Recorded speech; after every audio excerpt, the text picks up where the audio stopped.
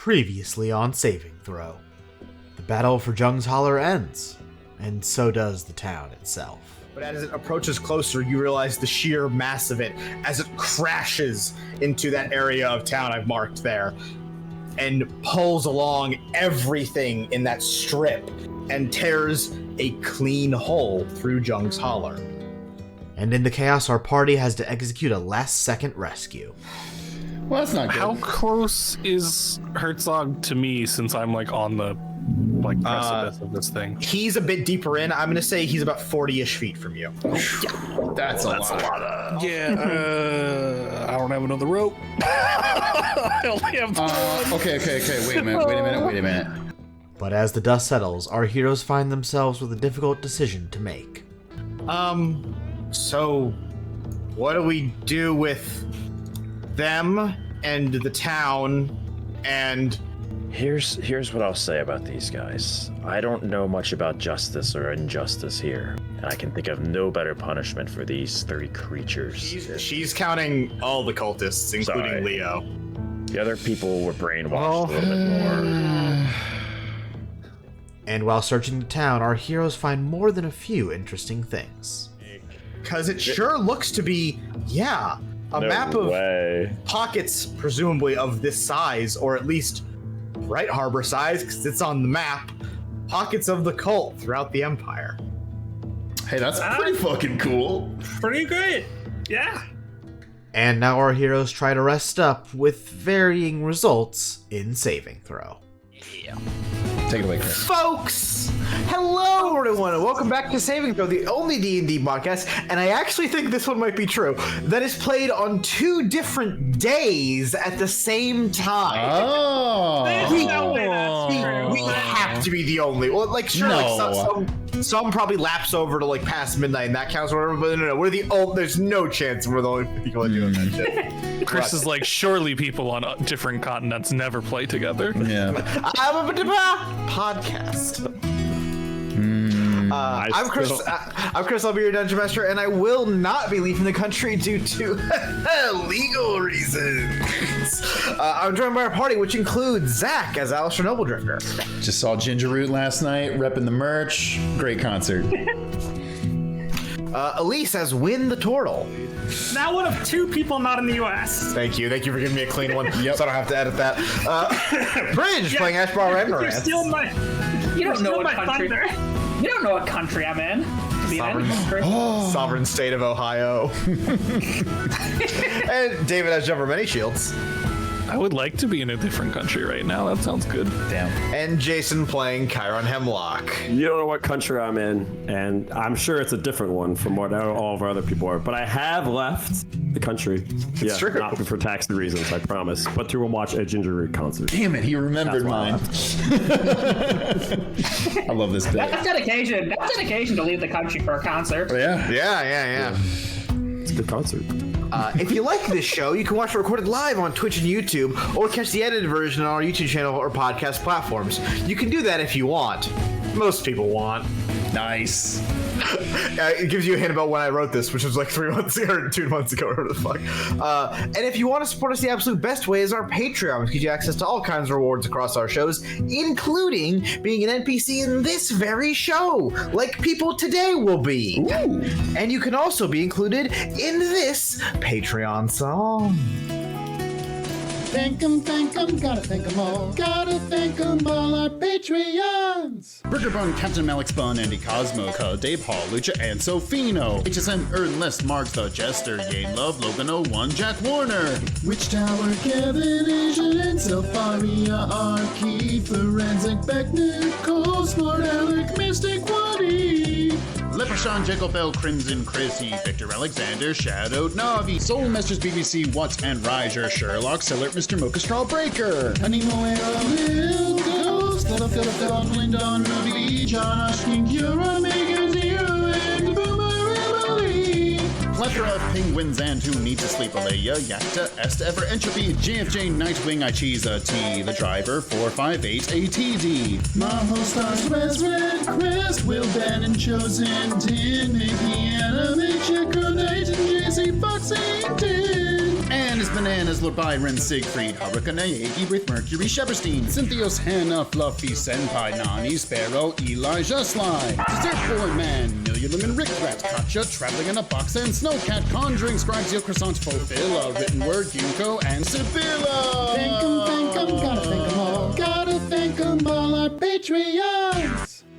Oh, the music's up in a perfect moment. Okay. Wow. Now, let's get back to some Dungeons and Dragons. I'll give us all a full recap in just a moment, but first, let's get into the right headspace for some D&D. And for each of our characters, it's time for the hit segment. I'm pretty sure we partied. I tried to find the comment where someone suggested this one. I think it may have been a Discord message on a YouTube comment. I don't know. If this was your idea, please claim it. I would love to give you credit for it. The question for our party is, what is your favorite meal? It can be food or food and drink if that matters, but whichever one you prefer. Somebody start. Probably not the most interesting answer, but Alistair definitely has expensive taste growing up as a noble. You don't say. Probably a whatever this world's equivalent of like a filet mignon is. I mean, there's cows. Yeah, well, it's D&D. There's cows. And like a glass of red wine that's paired with it or something like that.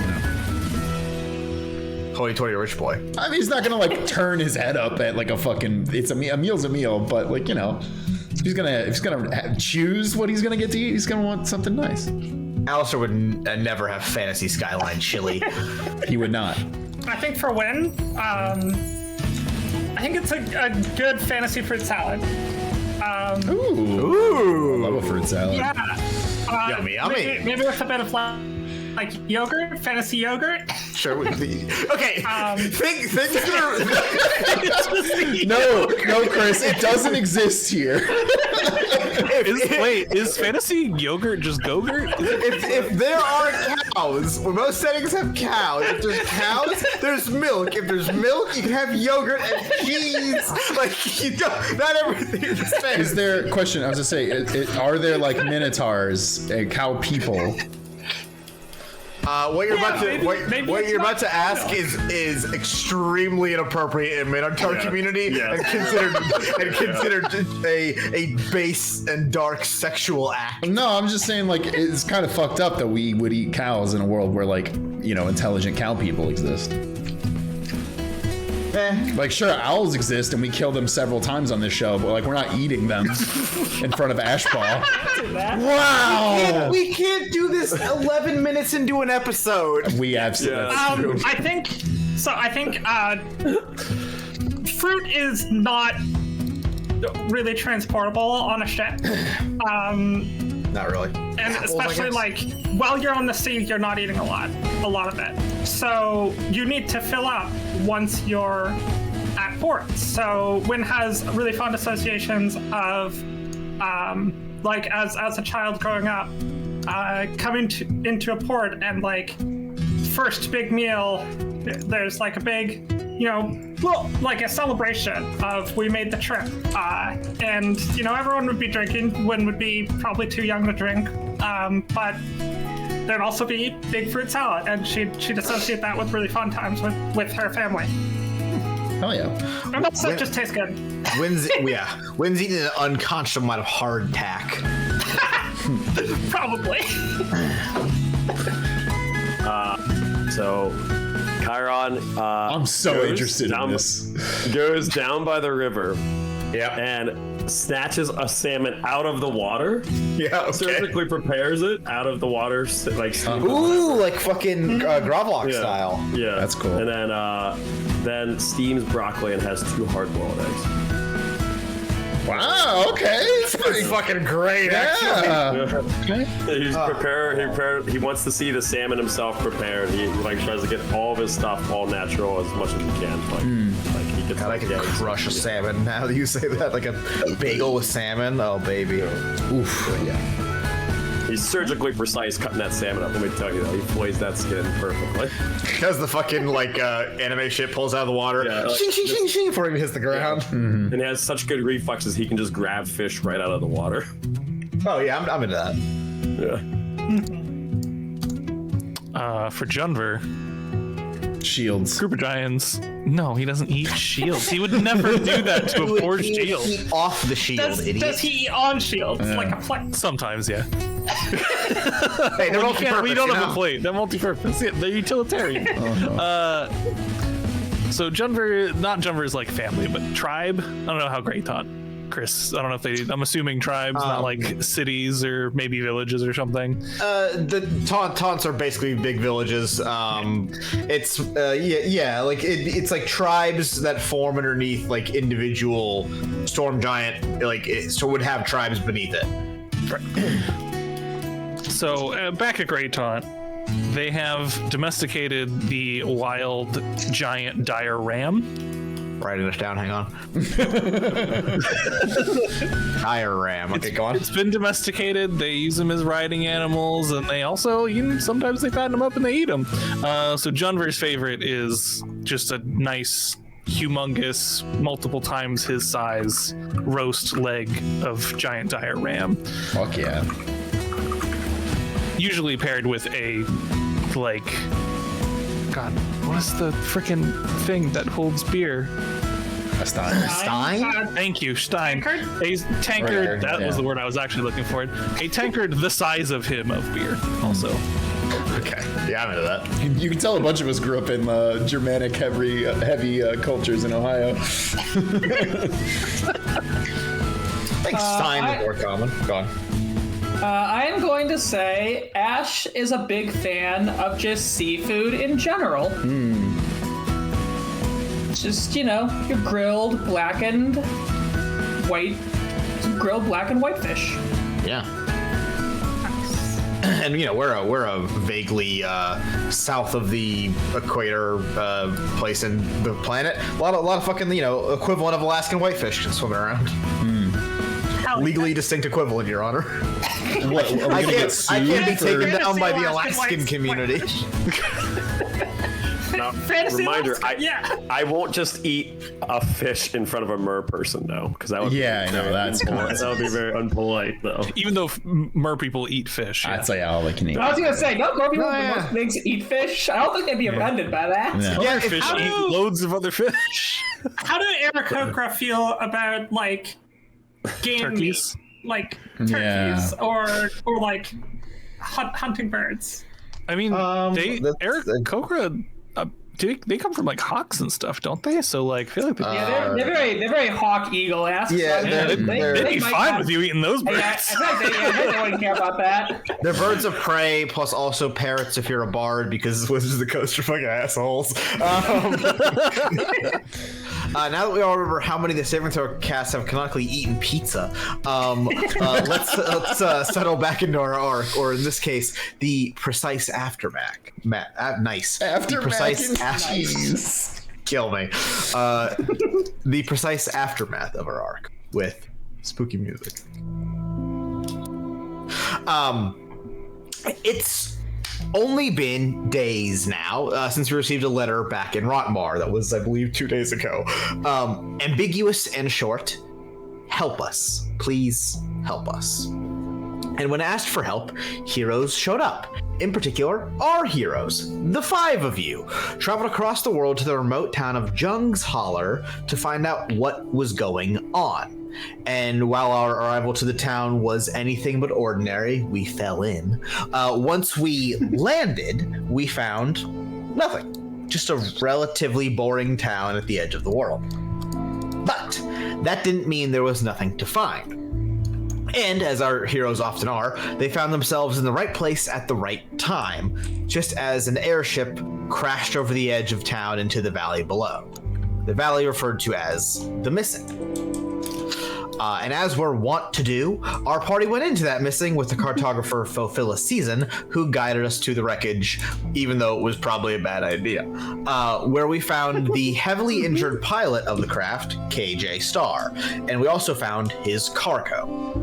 Spawn, animate pieces of the Sky Eater, big, bad, evil monsters, being transported for unknown reasons and without the knowledge of our pilot. Saving the day, we returned to town, or beneath the town, to find another message from our mystery sender. advising us to sneak up to the town to get the jump on whoever and whatever. So we did that and met up with Leo Still, who laid out the whole thing. None of it was an accident, none of it was by chance. Everything from the fall to the airship to the crash was a carefully planned scheme by the members of the townsfolk, by the cult of the Broken Sky. And they weren't just after the spawn on that airship, but the crystal that powered it. And our resident sorcerer Ashbaugh pieced it all together. They planned to use use the crystal and their magical sky trap thing to pull in everything they could, and then set into motion a mass sacrifice to call on their broken god. With some reinforcements in the form of the heroes Roabel and Herzog, we set off to stop that plan before it got into motion. And the technical grade would be we passed and did just that, disrupting the ritual before it was set into motion. We stopped them from properly calling their god, from properly pulling innocent lives here and, killing them. Well, pulling people we didn't here. Stop it before. We did a great job. We stopped it before it like I said, the technical grade is a pass. We did a great job. And all it cost was the lives of the cultists that Leo couldn't convince to stop, and most of the town that was destroyed via their botched spell. Well, not really the spell, but you know what I mean. And after some tense back and forth, our heroes chose to let Leo Still leave, along with the survivors in town. All 3 of them. And that leaves us here. 7 heroes, 1 cartographer, 1 pilot, and 2 captured cultists in the form of the Warforged bartender, Diego Garcia, and the town's leader, Yenzel. Mm-hmm. So, let's pick up right here, and let's make sure we're all on the same page, as last time we called back to the guild to let them know, hey, that we did the thing. The day has been saved. And while we wait to be teleported back home to Rotmar, where we will inevitably have to give our report, what do we actually want to report? What do we want to say, and what do we want to not say? This is the part where I ask you guys if there's any information you'd like to withhold from Marin and the gang. I mean, I think we're all pretty on board about not telling them about Leo. Yep. Yeah. Okay. Yep. Yeah, let's claim the only 2 confirmed survivors who are also cult members are Yenzel and Diego. Roa Bell was like conflicted about that last time, but you convinced her last time. I'm making you convince her again. Yeah, do we want to mention Galdwin? I mean, he wasn't a cult member, so I'm like, I think he's free to leave. Yeah, for non-cult members, I think we should be honest about Galdwin. He was mind controlled and thus has no valuable information to report, so we let him go. Yep. And he's a self-exiled giant, so he just kept wandering. I don't think it's a hard sell, basically. I have no part about it. Yeah, I think we can be honest about that. But I think we can claim that whoever our contact was, they either died or slipped away in the chaos, and that's all. And that's all we say. My vote would be died in the giant swirl of death. I mean, we can say assume dead. We can keep ourselves. I mean, again, we can try and lie or not lie as much as we want. We can say just whereabouts unknown, presumed dead. Cool. Yeah. Because at least whereabouts unknown is technically correct. We don't know where they're going. Yeah. That works. See, always speak in as much of the truth as you can when you're lying. Yep. That works for me, and I want to make sure we tell Roa and that as well. Just Yeah, in the chaos of the portal being opened up, we were able to do everything we could to get ourselves out, but we weren't able to actually, I guess, prioritize helping cultists who maybe or maybe not wanted to open the portal as well. Except for Yenzel and Diego, who are coming with us. Yeah. And to your point, Junver, Roa sort of like, arms crossed, she's like, yeah, okay, whatever. She's definitely not pleased about lying, but she, like I said, you convinced her last time, and you convinced her again. If it helps, Roy, you don't have to lie. Let me do all the talking. I'll lie. Well, as the only person we're technically lying about is Leo now, right, though?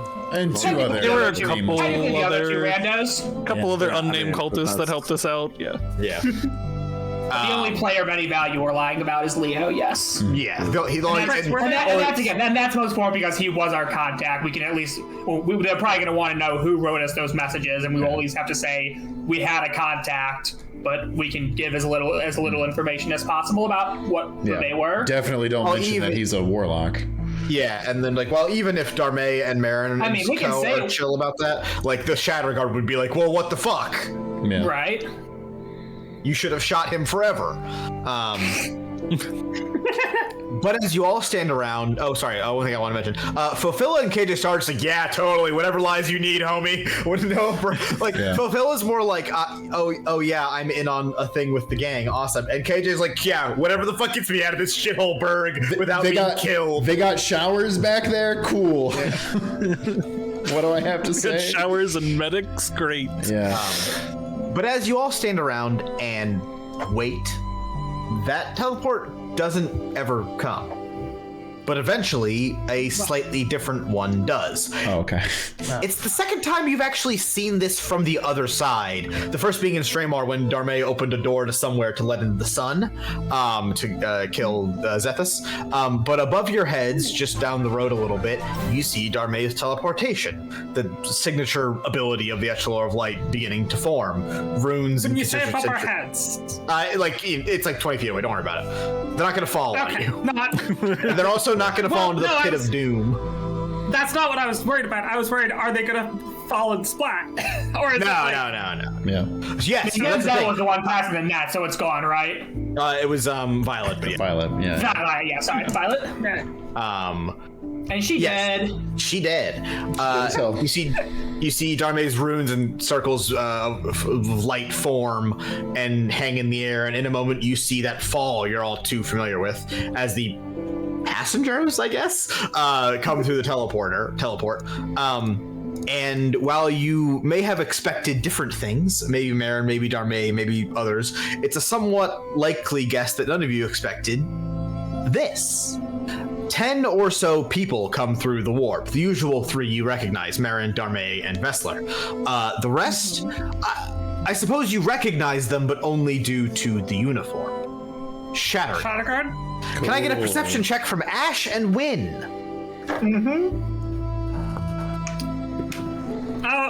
That's 2 plus 7 is 10. Actually, So 9. Can I get a better perception check from Ash? I got a 13. I'll take that. Judging by the look of them and style of uniform, whatever. You would say pretty high-ranking Shatterguard. Oh. These aren't like rank and file goobers. And almost immediately as they land, the Shatterguard begin to move, spreading out and moving to do all manner of investigations, I guess, picking through the wreckage that is what's left of Jung's Holler.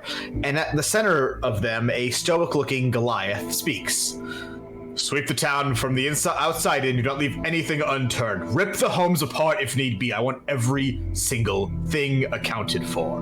The Goliath man speaks with authority as he continues on speaking to his underlings as Marin approaches you all. Everyone all right? Kasira felt whatever that was all the way at the academy. Oh, yeah, just a big portal in the sky to the Sky Eater, and we took care of it. Barely. Marin's like, what? I didn't know Marin was in here, yabba dabba did it. Is KJ still medically he's at his max HP, which is 6 because he's a fucking level 0 NPC. He has long lasting injuries that need he needs weeks of rest. But he's as far as standing around, he's not gonna explode.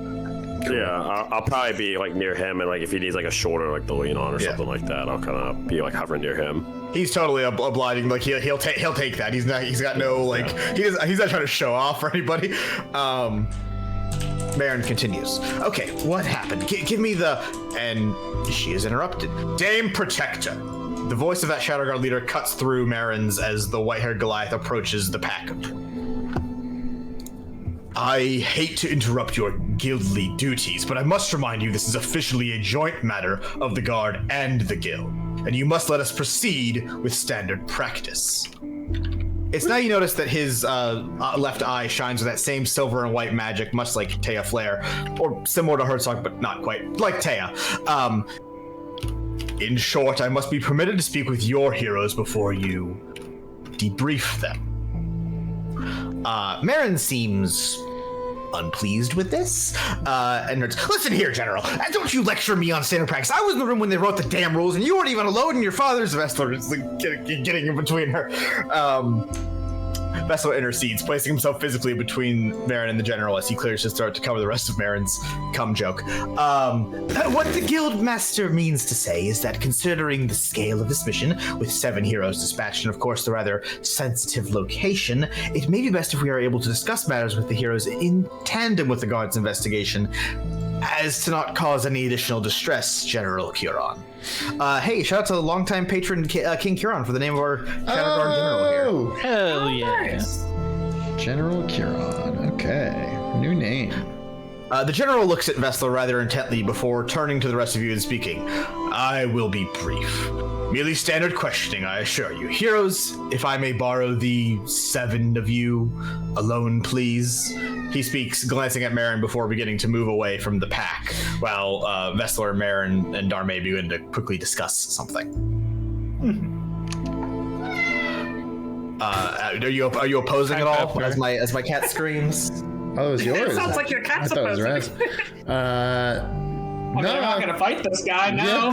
Yeah. Probably more suspicious if we do. After a minute of looking or so, the Shatterguards settle on Diego's Tavern, one of the major buildings in town that's still in, I guess, operating condition, and you all file into the room. The Shatterguard that are already checking the room quickly exit as the General enters. Take a seat, if you like, he offers as he begins to look around the room with a stern gaze, that magic eye of his flicking as it almost scans the place. As a courtesy between the Shatterguard and the Guild of Heroics, we will not be conducting this interview under the effects of a zone of truth. In respect of that courtesy, please do not give me any reason to wish I had. Is his eye magical? Yeah, so this is a thing, I mean, it's been a while, so I'll recap it. Back in we haven't seen Tia in a while. Yeah, back in literally Arc 1, Taya Flare had an eye like this, and basically it is a permanent augmentation you can get that gives you effectively detect magic all of the time. It's a slightly more nuanced thing than that, but basically this eye loses the ability to see regular and gains the ability to see magic and bullfuckery. Cool. What? Bullfuckery? Yeah, bullfuckery. So it would be like all of us be lighting up because we all have a magic object or two. Say I had it and I closed this eye, I would see you basically as outlines that was your magical essence. Ashball would be brimming with it, whereas a Chiron would be, Chiron or Jumver minus the armor would be a regular person. In this world, is there a distinction between arcane, divine, primal magic, or do they interact with? They're an elemental classification. I kind of play detect magic a little fast and loose, where I would probably let you be able to tell which what ballpark it is. This is better. This would be able to tell you pretty exactly this was combustion spell and it was fire magic. Cool. Would they be able to look at Ash and say, and then look at me and see a difference in our types of magic? No, not at the level of magic you guys are casting. If you're a super powerful fire wizard specifically, then yeah. But as people that kind of play out of the general spell book, no, it's relatively Gotcha. Not it's relatively blue mana. Sorry, what was the? Did he ask us a question? Yeah. Was just saying hey, don't lie to us, he was please. just don't lie, or at least don't give me reason to think you're lying. Now I would like your account of everything from the beginning. Okay, we give him our accounts of everything. Well, we discussed what we're willing to tell Marin, or what are we willing to tell the Shatterguard, and does that differ at all? Ooh, I think we don't tell a Shatterguard about how. At least the internet's having problems tonight. Yeah. Elise went to Planet Robobot.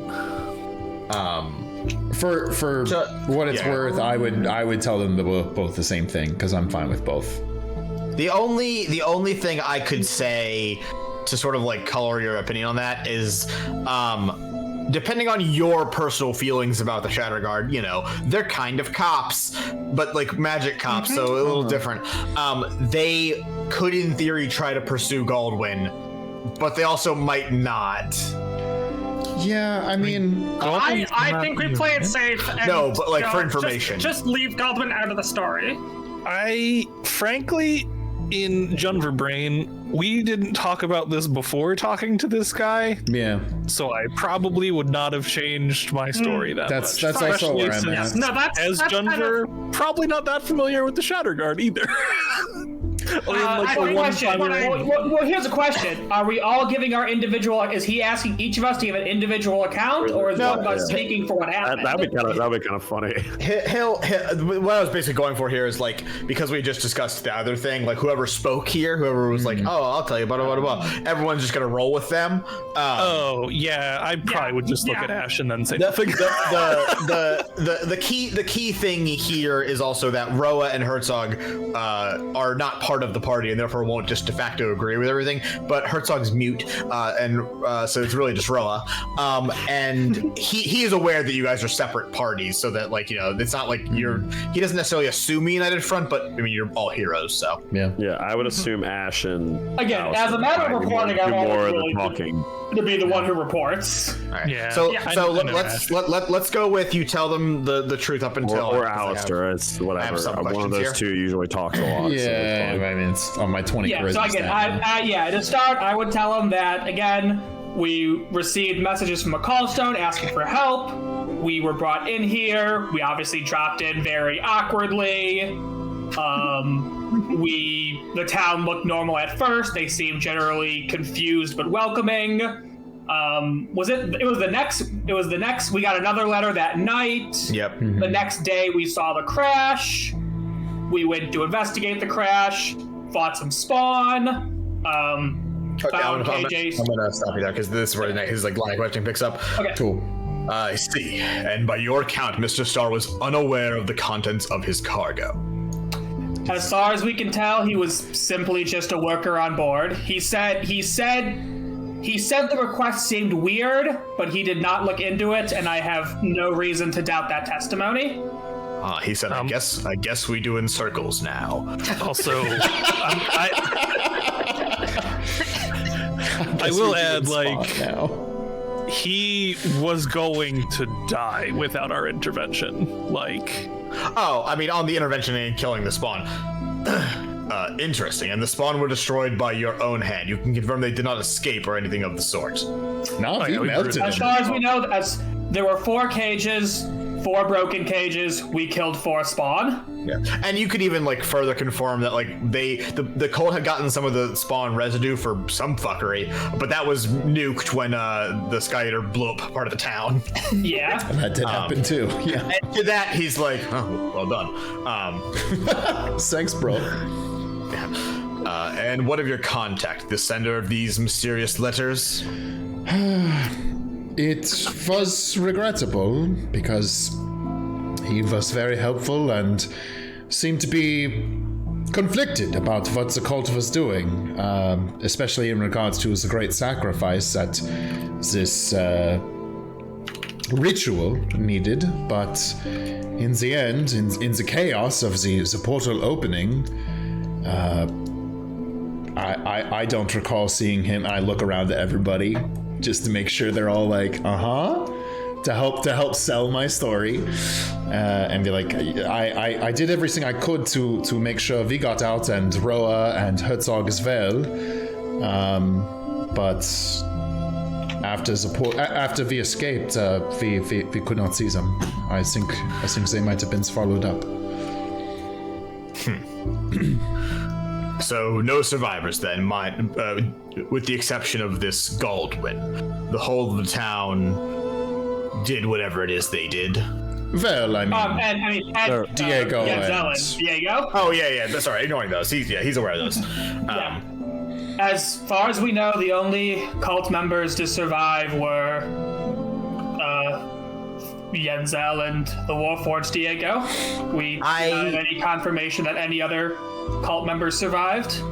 I actually forgot to ask you this earlier, so we're gonna mini rewind time here. The items you found in Yenzel's house, in particular, the book of making spawn into crystal. What did you settle on as far as telling people that? I mean, I would have tried to hand that over to Marin. I know this guy probably would have stopped me though. Yeah, I'm gonna say that he would have. Assuming I had it, I would have tried to hand it over. I think you would have had it. You're like technically, like what the fucking Herzog literally picked it up, but like I'm not giving it to an NPC. You have it. Right. We got that. We got the map, right? Of where we assume a bunch of cult bases are, or strongholds, and then a book. Wynn picked that up. Yes, and then also a book of like religious doctrine of the Cult of the Broken Sky, but like written without using their magical pseudo language, like legible by regular folk, which is important. And beyond that, what have you found? Or am I to believe you have not searched the town while awaiting our arrival? I was tending to KJH or KJ Star, so he was not. So we did show him what we already had. Is that right? That was us just confirming everything you had. I mean, he's now asking you to show him what you had. So whatever you say, I'm gonna go with. Okay. Wynn okay, that's what I was confused. Pocketed and is not showing that list of cult locations. Okay.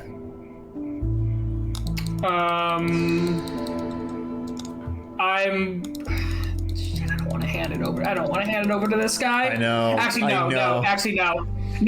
I definitely would not. I remembered something. I definitely would not hand over that book to him. The minute I saw. Actually, yeah. If I can rewind a second, the minute I saw a shatterguard, I would have tried to hide that information as much as I could. Right, because you especially know about them being infiltrated. The last interaction I had with the shatterguard was them telling me not to trust the shatterguard. Cool. That was my final interaction with a member of shatterguard. So yeah, we should absolutely tell him everything. All right. I mean, here's the thing. I write down my social security number and hand it to him. I'm assuming if you respond first with a like, no, we didn't, or we haven't had time to, or something like that, Alistair will pick up on that and go with it too. Can I have a perception check from Alistair and Chiron? 15. And perception's not my best stat, so 14. Both solid though. Yeah, both fine. Since the three people that searched were Wynn, Ash, and Herzog, I'm gonna give the last item to Herzog, the religious doctrine thing, just for this moment. Cool. Wynn's like, nope. Ash is like, nope. And then Herzog, you see, like, reaches into, like, it begins to, like, reach towards his bag to grab something, and Roa underneath the table grabs his hand and stops him. Nice. And then she speaks. A real one. Nope, didn't find anything. They're both fucking rad. I love these two. I'll pipe up and just say, like, honestly, the battle kind of fucking sucked. So we've mostly been making sure that the two prisoners don't leave and taking a breath after all of, the fucking sky opened. Yeah, and we almost, and by we, I mainly mean me, almost got swallowed by the Sky Eater. So, like, no, we didn't super go search the town, my guy. Chris, you can give me this. If I was struggling and fighting Vita pretty close because I was in like close combat proximity, would any of like her articles of like anything like if she was wearing like a shawl like or something like cloak, could have like some of that gotten torn up a little bit? Maybe, yeah, I mean, I'll give you like a scrap of her tunic or whatever if you want. Yeah, just like be like, hey, like. So I did manage to get like the leaders like a little bit of their clothing if that helps you trace them back in any way. I don't know how Shatterguard can use this information, but maybe you can find where that person might have ended up. Just so like he has something that it felt I like that. Give me a Yeah, I mean, I'll call it a persuasion check. I mean, not really persuading him, but like whatever. Yeah. Call it a persuasion check. Wait, that fell off into the abyss. Okay. Yo, you brought physical dice with you? Fuck yeah, Jason. Yeah. Hell yeah, dude. Bro can't bring a table or a mic stand, but he will bring the dice. Okay, dice are way easier. Yeah, no, you're not wrong. I got a 10. 10. Oof. You basically present the claw, like you toss it on the table. It's in front of y'all, and he picks it up and then closes his regular eye and looks it over for a second before like pocketing it effectively. I thought you were gonna be like, he smells it. I forgot this guy. So while I'm up there giving him the thing, so if I was gonna like hand it to him. You stunning strike him? Nice. No, roll initiative. I was actually gonna. Chris frantically Googles if Goliaths are immune to that. I was actually gonna try to like look at his eye specifically and see if he was focused on any of like our members of the like. Could I see if that eye, that eye doesn't have a pupil? Sorry, to clarify, they take your eye out and put magic in place of it, and it's like sealed up in there. I was gonna see if you could like see if he had a specific like person that he was kind of like, ooh, like that guy I'm kind of like eyeing while I was like up in front of his face giving him the cloak. Was another reason why I wanted to get up. Yeah. Or maybe even if I could just like read his like thoughts or like try to like, not thoughts but like at like his direction or something like that. Yeah, this works great actually. Yeah, insight check from Kyron actually is the perfect thing. Yeah. Oh, bad. Ooh, rough going. 11. He's particularly watching out of anyone, Roa and Herzog. And your best guess would be maybe he perception checked the same thing you perception checked, but hard to tell. Okay. And you give him the cloth and he pockets it. And then I go walk near. When I walk back, I kind of don't want to say interpose, but I get next to like Herzog and Roa because I might have an idea like what I might need to do if something goes down. I'm very sorry, General. This was understandably a pretty long few days for us. Is there something else in particular? Right now, at least I'm having a hard time thinking of anything apart from what we've told you. I see. The general begins placing his hands down on the table as he leans in a bit. Well, now I would like to ask you some questions a bit separately, as you arrived in town differently. Miss Bell, Mr. Herzog, would you kindly step out? Feel free to debrief with your guild masters. Roa and Herzog look at each other with like some confusion, and you could assume that they're having one of their silent back and forths, but they do eventually like arise and start to get up out of the room, like kind of like taking side eyes at you, like, you guys okay, or what's going on? Did Herzog show where he had whatever he had? It's in like his like satchel. Can I try, as he's walking around, try to snatch it out of his satchel? I'll say that like as he's getting up, let's say like when you went back to the table, you sat next to him. Right. Let's say as he's getting up, he unclasps his bag. Okay. Oh. So slide a hand check to like swipe it out without. Yes. God damn it! This thing was super small. Too bad. 18.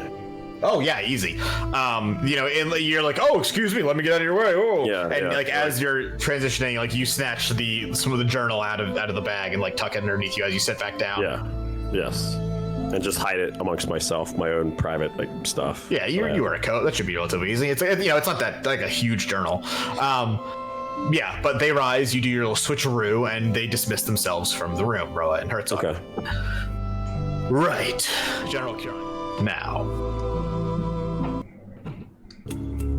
I need you all to tell me about Bright Harbor. Oh. It's been a long time. Didn't you?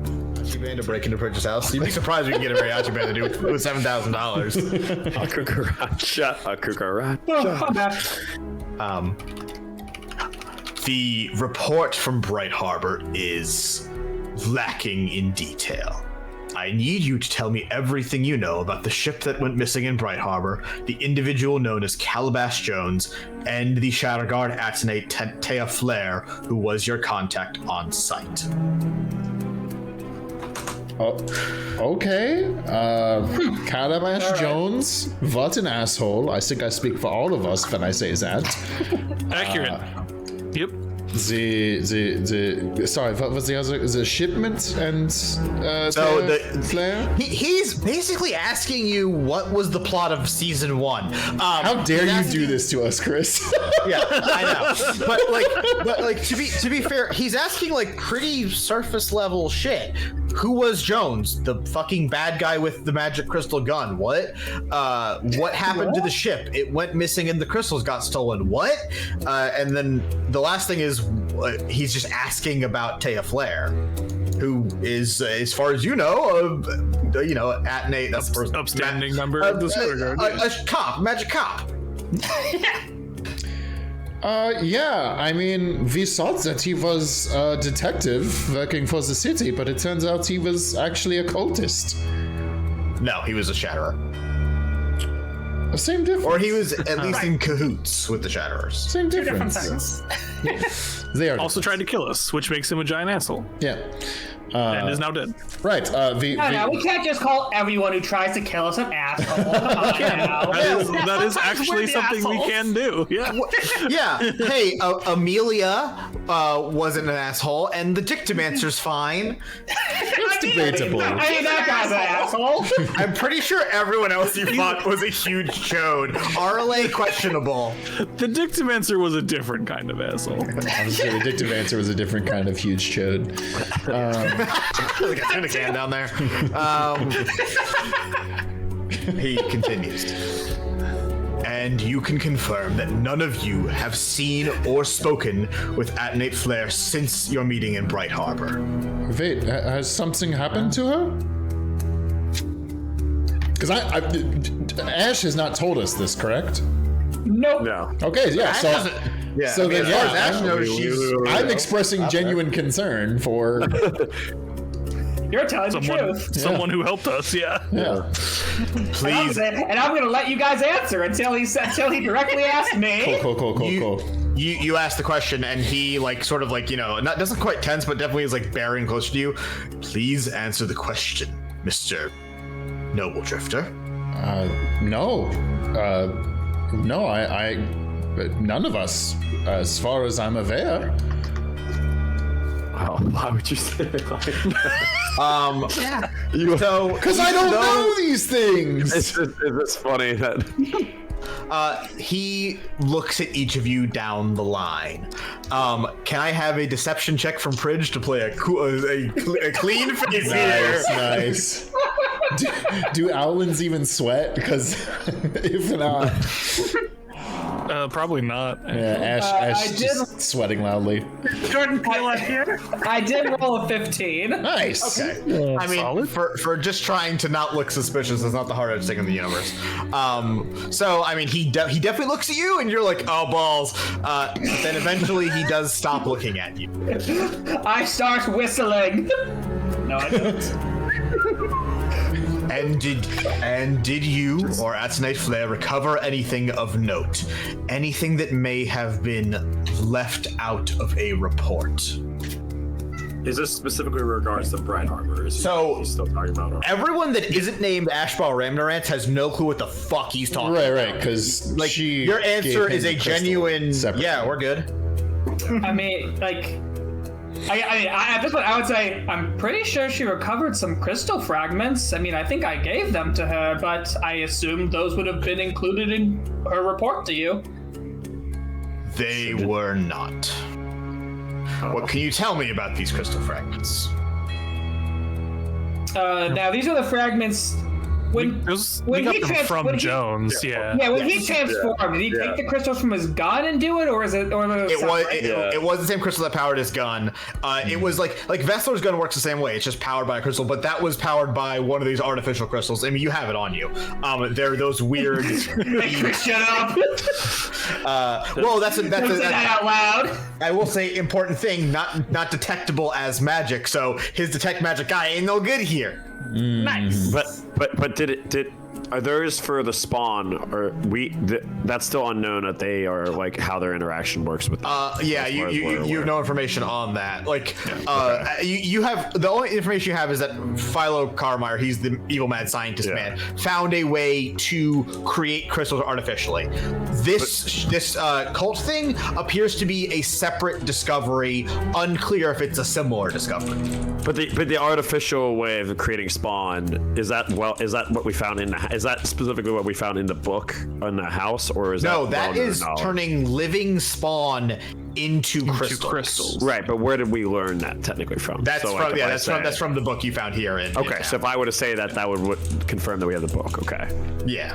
Yes. I couldn't say like just okay. I was gonna say the spawn burst in like energy. Allow me to chime in. I do have some experience with crystals. Please. The crystals that I believe Miss Flair recovered from one Calabash Joe, they were definitely unique crystals. There seemed to be something off about them and the power they held. I would have loved to study them further, but all I can say is that they were definitely different than normal crystals, but I can't say much more since we handed them over to her. If you will, when Jones was affected by the crystals, you can tell that it affects human anatomy, we'll say, in a different way, or creature anatomy in a different way. I suppose if you were to go down that line, you could do some very interesting things, as Ashball has mentioned. Yeah, he got a lot bigger, a lot taller. Turned into a bit of a monster. And you are absolutely 100% certain that Taya Flair was the last person to have this crystal before it was supposed to be returned to the Shatterguard. I mean, she is the Shatterguard, so I feel like that is saying the same thing twice. He means like return to HQ, but yeah. I know. I'm still saying it. Because, like, from our perspective, we did the thing. Yeah. When we left Bright Harbor, she had the crystals in her possession. From Jumper's perspective, we did in fact give them to the Shatterguard, and this is a stupid question. And technically, we did. Yeah. Well, I did sneak one into my pocket, but we don't need to say that. The general reaches into his coat, like looking for something as he begins. If that is the case, then I need you to understand that. And the general is cut off by the doors of Diego Garcia's saloon swinging open, and he quickly turns to the entrant. What is the meaning of this? He balks and then pauses as a figure enters. Shit. Okay. Highness. He asks with confusion as the prince enters. Yes, the crown prince and soon-to-be emperor, Alakir Ron, who you formerly met before the attempted ambush of the Shatterers at Darmay's estate, is, for some reason, here, thousands of miles from the capital in the middle of bumfuck nowhere. And he didn't come through the portal. You didn't see him. We didn't see him come through. No, yeah, that's true. Correct me if I'm wrong. In a Shatterguard disguise. We had vague suspicions about him, right?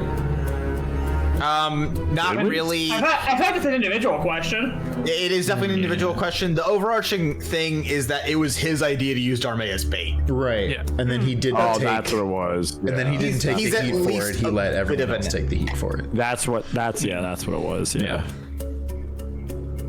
I will. Vestal took the heat upon himself, is what I would say to that. But he also didn't stop Vestal from taking the heat upon himself. Yeah. Yes, and where was I? And yes, this would be the first time any of you would have seen him since the murder of his father via TL, unless you count the time you heard him through Vestal's door where he was shouting. What's his name again? Alec, A-L-E-C, or I'll just type it in. His full name is Alec here. He goes by Alec. Alec, how's your dad doing? His name's Alec Baldwin. You son of a bitch! I'll kill you! I will say, I guess instinctively, I'll do like a courtly bow or something like that. Whatever is appropriate for. Yeah. I also would as well. I mean, I would say for the formality, those of you that care would like stand as you know, go, oh shit, and bow or whatever, and like the general salutes him, because technically speaking, this is his boss, but like only on paper. And Wind does none of these. Okay. The prince smiles kindly as he approaches. General Curon, how lovely to see you. I hope I wasn't interrupting. May I borrow you for just a quick moment? He speaks as he moves closer to the Shatterguard general, placing an arm around the Goliath as they step aside to a bit. Perception check from Jumper hasn't rolled yet, and Alistair. Jumper could continue not to roll, you know? Stop giving me perception. Can before perception checks go off, Oh, yeah, sure. can I use the last light? To dispel illusions? Yeah. Oh. Yeah. Yes. You do that. It causes a big flash, and the general's like, what the fuck was that? Hey, Chris. Would this activate my new bonus effect on TL's earrings? Because it's exclusively about listening. You know what? Yes. Hey folks, in the interim, Chris said, hey, new bonus effect for Teal's earrings that I have. They get me an advantage on any check related to hearing, which is pretty sick right now, because I only got a 7 the first time, but I got a 19 the second time. Oh, hey, same for the first roll. we ball. With the 7, Denver gets this, and everyone with passive perception above 7 also gets this. My passive is higher than what I roll. Yeah, well, them's a breaks. As the prince sort of moves General away, he gives y'all a wink to begin to have a whispered discussion. And Alistair, you are able to make out something to the tune of, surely you understand that this is a rather delicate relationship with the guild. We must do our best to uphold that, and blah, blah, blah, blah, blah. And like he's sort of like interceding or de-escalating, I guess. Mm-hmm. He's cutting him off. Yeah. He's trying to help us out here. And the prince addresses the rest of you, like leaning over the shoulder of the guy. My apologies, heroes. Would you mind giving us the room? I am sure any further questioning the general can tend to in just a little while. Thank you. Chris, is there a barrel of ale anywhere nearby? Sure, it's a bar. You want to loot Diego's bar? I'm gonna take a single barrel as we leave, but yes. Oh, actually, is there a cash register? I'll fucking loot it. This guy doesn't need his money anymore. No, you fool. Diego was the cash register. Damn it. We still have him. He's outside. We can lose him. Cheer shaking him for coins over the missing. Can we? Is he like Bender? You can just open up the. Oh sure. What do you want from me? And with that, yeah, the prince somewhat not sort of like waves you out of the tavern. And as you exit, you find Darme and Vessler and Rowan Herzog waiting, doing like the ear up against the wall shit. Of course.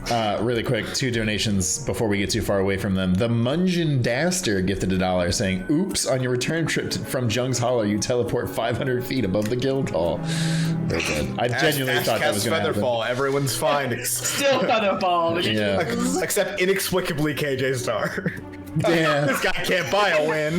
And Sorry, KJ. Razorhead Thought his legs were broken before. Saying Magicop used Splash. Magicop used profiling. Used unfair interview tactics. Good carp, bad carp. Ooh. Darme speaks first. Did he read your minds or like eat your memories or whatever they do? What? Who are you? Excuse me? I chuckle. Okay, who are you is really good. Who am I? She's like, oh, he didn't do anything fun. Which Vessler adds on. Rowan Herzog gave us the full run of it. What specifically did he ask you? Weirdly, about stuff from Prij Harbor. Well, that's curious. Luckily, Alakir was kind enough to intercede, but I certainly don't like that anyone has made it onto their list for further questioning. He speaks seemingly like somewhat conscious of the fact that there are other Shattered Guards around and presumably listening as they tear the fucking town apart board by board. Oh yeah! They're investigating, more or less. Basically, it's currently consisting of ransacking this fucking place. I mean, they're cops. Yeah. Yeah. There's also a destroyed town that has no living person in it anymore, so I'm Yeah. Yeah, if I had more energy, maybe I'd be upset about it, but this town sucks, and it was a cult town, so I'm not gonna raise a fuss if they're ransacking it. Yeah. Vesper continues, there hasn't been a cult activity of this scale in, stars up above, maybe a full century. They're a bit on edge currently. Well, to be fair, they did have some pretty complicated magic here. I can see the fear I can understand their fear with everything else going on. Now, as we're having this whispered conversation, this is where Vespa's going to ask for the recap. We're not doing this; we've done it 100 times already. So we do that. You give them all the information. Obviously, we didn't tell the general about the books and shit we found. Are we telling Vessler and Darmay?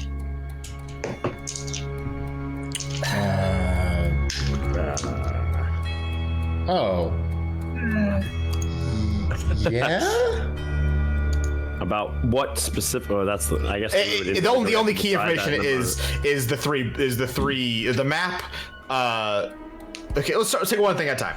Map of the cultists. When are you telling them that exists? Not currently. Okay. I have plans for that, but I think I want to get back to Rockmart before I do that. Ash, are you telling him about the crystal book? Yes, but I'm asking if I can hold on to it for a little bit. Yes. At this point, you're de facto crystal research man for Team Anti-Shatterers. So. I know, right? He would love to get away with anything. Basically, that amounts to, right, let's take a look at that back in Rontmar when it's a bit less eyes of police officers.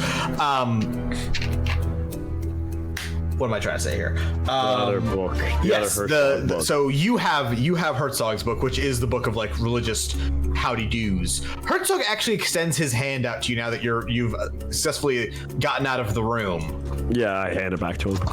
It was more like, I make sure he kind of knows I wasn't trying to do it to be like a jerk. It was more to like protect him from getting questioned, because I thought they were honestly going to take them individually first. Dress them down, but there's no way to. I guess I could explain that, but yeah. He thought y'all did a good maneuver, so he's like cool with it. Oh, okay. Herzog takes the book back, and Herzog explains via Roa. Same deal, same deal as Ash, but he also wants to take a look at it for magic reasons. Investor's like, okay, I don't love it, but fine. Everyone's keeping all the evidence in case we need to accuse someone of magic crime. But yes. Well, as important as this is, I really don't enjoy the three of us being away from the guild for any extended period of time. Referring to himself, Darmay and Baron. We should get back, or at least some of us should. He trails towards the missing and sat on the edge of the cliff looking out. Marin. Ooh. You good? Darmay speaks. Should we give her more time to whatever she's doing? I think I'll walk up and just like sit on the cliff beside her. Not say anything, just watch with her. Yeah, okay. As you get closer to the guildmaster, they don't seem to even notice you there. Eyes fixed out on the missing. Kind of an insight check, Win. Yes. Oh. One sec. Insight is wisdom +4, so that is 13. 13. Marin's expression and overall composure, the closest you've seen it like this would have been right after the fight with TL. Somewhat angry, somewhat hopeless, and you can tell it's like clenching her jaw underneath her lips, underneath her mouth. And she at no point even acknowledges your approach or existence. Right. I think I'm just gonna stay here sitting with her until she's ready to talk. maybe make some rustling noises, like Okay, yeah. not subtly, like not explicitly announcing my presence, just like making sure I'm known. Ooh, can I walk up as well? I'd like to. Yeah, I'd like to take a seat kind of on Marin's other side.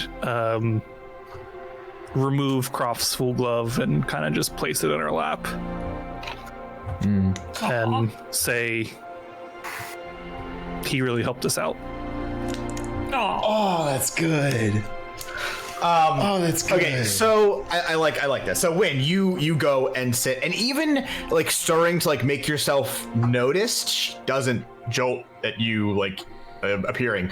It's, and even when Junver shows up, it's like he gets all the way up clanking his heavy ass armor and sits before she like even like acknowledges that you're there, and then Marin suddenly starts jolting a bit in places. You startled her despite giving her ample time to notice. She goes, fuck, when'd you get here? You present Croft's full glove, and she doesn't like seem interested at first, but then just kind of like holding it in her lap, and she's rubbing her hand against it. Is everyone ready to go? And you notice that she's now closing her eyes as she's like trying to stop doing feelings. Marin, Only if you are, Marin. Different feelings there. Yeah, same sentiment, different feelings. Good. I'm done here. It's good this town is done for. Let's go home. Okay, a little harsh, but sure. Oh, I do have a very important question to ask when we have a moment. Yeah. What's like, who's in charge of giving out awards? In what capacity?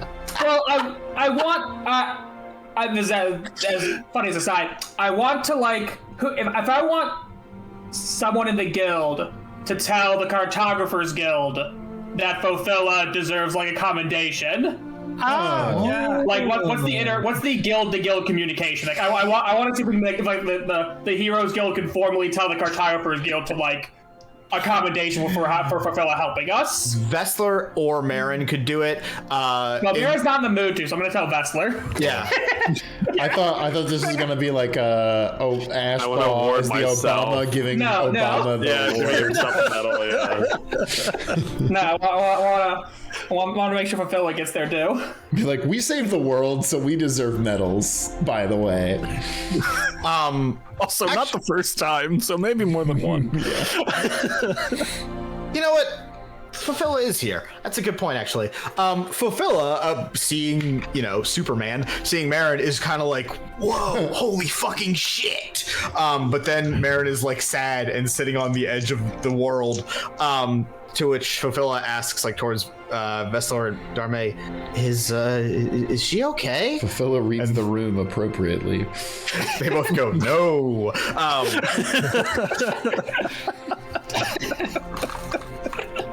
Vessler speaks. Oh, right. Yes. The reason Marin used my call stone to contact you about retreating from the missing. That's where Cade never came back from, so it's a bit of a sore spot. I lean over to Chiron and be like, hey, Chiron, tell her that Cade's axe saved you from the portal. I know you forgot to use it, but please tell her that. It will mean a lot to her. That'll make her feel better. I didn't forget to use it. Oh yeah, right. You just wanted to run really fast. Yeah. If my physical being can handle the achievement itself. Thank you. I mean, I will, at that, like, I'll take the opportunity to go further on what I said earlier and be like, you're like further. Oh, okay. I was gonna say, like, I'll tell Marin we almost got ate by a fucking wyvern, and if we didn't have the glove, our asses would be fucking poop. I mean, like, she wasn't particularly close to Croft. They would have been friends, but not like the same level of giving a fuck. That's much more ROI. Mean like, I more meant like hearing that from Vessler would have been like, not only did we survive because of a thing left by one of your comrades, even if it's not Croft, or even if it's not Cade. But Marin speaks, let's go home. Marin speaks the words and turns back to rejoin the group, and leaving the Shatterguard to do whatever it is exactly they do, Darmay begins to cast yet again. And with yet another... Just a little thing. As we're walking back from the cliff, once it's safe to do so, I just give Marin like a little loving nudge, like a shoulder check thing. Have a strength check from Win. I mean, I'm not trying to do anything. No. You're not doing damage. Deliberately gentle. You're not doing damage. Don't worry. 14, 15 minus 1. Okay, this was a contest. So you do that, and Marin like kind of half smiles and gives you like a one of those like punch on the shoulders, like you. Does and you're like 7 damage. You play it. You play it off, but you're like, what the fuck? Why did that hurt so much? What is she? Is she made of fucking vibranium? Like this shit's stupid. I will also note that it is at this time that the Shatterguard take Fofilla and KJ Star for questioning. Fofilla is like, ooh, baby, look at my maps. KJ Star is like, for the love of God! Let me go home! KJ's just like, please, doctor, anything else is pain. I Just like give me a fucking doctor. Like, I'm so far from home, and they blew up my boat. Like, come on. Yes, Darmay begins to cast yet again, and with yet another rise and then sudden fall, we leave behind Jung's Holler, with no one really there to be left behind. The guild office is empty when you arrive. As the spell subsides, Darmay huffs out of breath, like stables herself. Okay, no more teleporting today. I didn't go to the Mages College to be a carriage service. And the guild masters take their seats back at their desks while Marin begins. She like steadies herself. Right. Well, now that we're not there, let me think this through. Aside from the cult activity intervening with the original plan, we have someone who somehow has Spawn alive and contained in cages, sending said Spawn via airship from Shiverport to Adelmar to be delivered to someone named Jadestone. Does anyone know a Jadestone? Do any of us know a Jadestone? No. Despite voicing the question to everyone, Marin and Darmay immediately looked to Vessler, who is writing on both like a piece of parchment and a callstone, working on it. The name does nothing for me personally, not a noble house or anything like that, but luckily we have friends in Adelmar who can dig a bit deeper for us. Let me see what I can dig up, but in the event that we find nothing, he pauses and looks to Marin, who looks to the rest of you. Been a while since I've done this. Meow. Who let Granny Paws or whatever the fuck Kasira's cat's name was? Granny Whiskers. It was Granny Whiskers. Who let the cats out? Right. More investigation and get some more information. Vessel is interrupted by a cat cutting off the punch. Sorry, what was the second thing? Yes. Or we take a more calculated approach and maybe we don't immediately risk the one singular lead we have and leave me some time to do more of an investigation. Vessler interrupts Marin. So, to step out of character here for a moment, I'm actually asking all of you a question here, but your characters are answering it. Originally, Saving Throw was going to feature this thing where I was going to have you like pick the next mission. That ended up not working for various reasons. But in this instance, I am asking you to do that without knowing too much. So, to make this a bit more fair, we have 2 plot threads ahead of us. One is the one we introduced last time. It involves going to the city of Adelmar, investigating everything Marin just talked about, basically this airship, who the fuck Jadestone is, what's being planned with the Spawn, etc. The other I kind of have to hit you with do you want the prize or the mystery box? Because I can't really say this is what the other arc is about without sucking any and all mystery out of it. Adelmar is where the ship carrying the spawn was coming from. Yes. Okay. No, sorry, two. Going to? Okay. Good. The end destination was someone named Jadestone in Adelmar. Cool. And plot thread 1 is going and figuring out what that is, what that looks like. Gotcha. Do we remember where it's coming from? It's a town called Shiverport. Actually, on our brand spanking new map, it would be labeled. So, Zach, if you don't mind. This one. Diddy Kong Racing-esque, like, goddamn, like. I mean, the problem with this map is even as detailed as it's also tiny. It's actually dead fucking center. Fit to screen. I see it. Yes. Sure, report. And it is going to Adelmar. Okay, cool. Passed over. So that'd be like directly northeast of that. You can actually see, I marked it just for funsies, in a slightly darker shade of purple on the Corellian Principality. That whole chunk is the missing. Gotcha. Yes. Yeah. They're big. Very missing. Is Shiverport an option? Yeah, but like, yes, but okay. Yes, Adelmar is more pressing for a reason I'll read. True. If you want to go to Adelmar. Okay. Gotcha. Mystery box. So, from my character's perspective, even if the ship was going to Adelmar, I feel like once they know it went down and isn't coming, they might just lie low or flee the town. So I actually don't think Adelmar is going to be a very... I don't think Adelmar is the best decision. So that's my in-character logic. That's to give you a bit more there. The ship isn't late yet.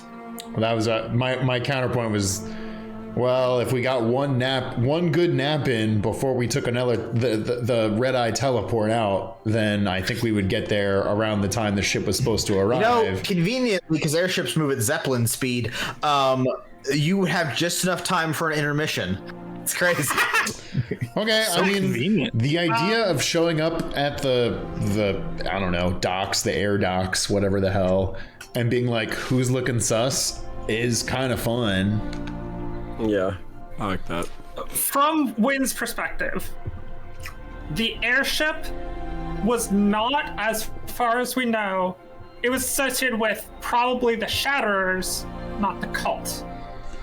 Which, as far as we know, are two different things. Yes. Yeah. Yeah. The implication is this is a Shatterer joint that the cult hijacked. And for reasons I'm sure we're going to get into this episode, Wynn is not quite as interested in the Shatterers. So, I'm going to say mystery box. I have less faith in our investigative abilities. I do too, but it sounds fun. More to Vessler. I'll do it this way because like I think both could apply in ways. Is there a specific place that if Darmay or we're looking at or in this meeting room, is there a place where Darmay would want like us to prefer to go? Oh, that's a good point. Yeah, I mean, Vessler obviously prefers waiting. Marin prefers going and immediately punching everyone forever. Well, yeah, who would Darmay side with in this case? Because she kind of should be our tiebreaker. She would probably think that chasing the Adelmar thread is more important, if not because it'll probably lead us to some sort of concrete information on the Shatterers. I will clarify, you're probably doing both of these eventually. Right. I'm basically siding with Darmay. I'll kind of like if she says something, I'll be like, I kind of give like a nod, like, all right, that sounds fine. All right, so I'm gonna go through one at a time here. Wynn is in favor of mystery box. Chiron is in favor of Adelmar. Ash.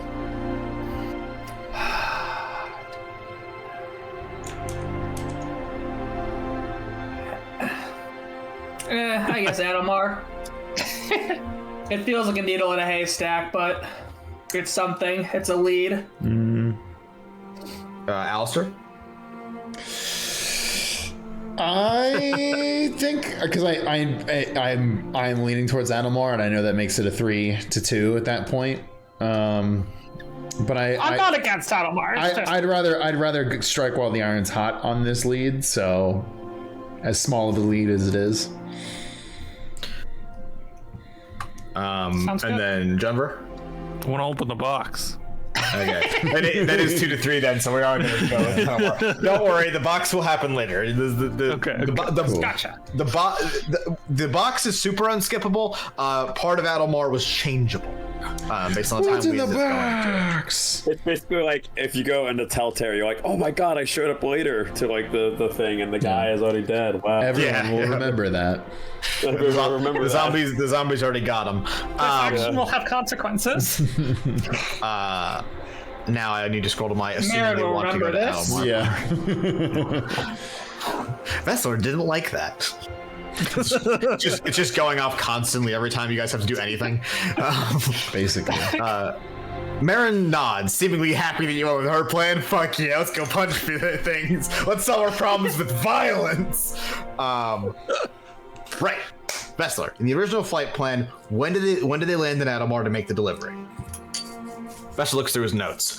Well, they would have landed in Danavale last night, and they would have used today to restock and recharge the ship's crystal, pass off additional cargo they would have had for Danavale, and then tomorrow they would have taken off, and then it's about a 2.5 day flight to Adelmar.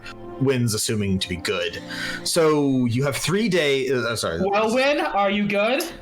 I'm good. Win's always good. All right. Always good. 2.5 days. I'm winning.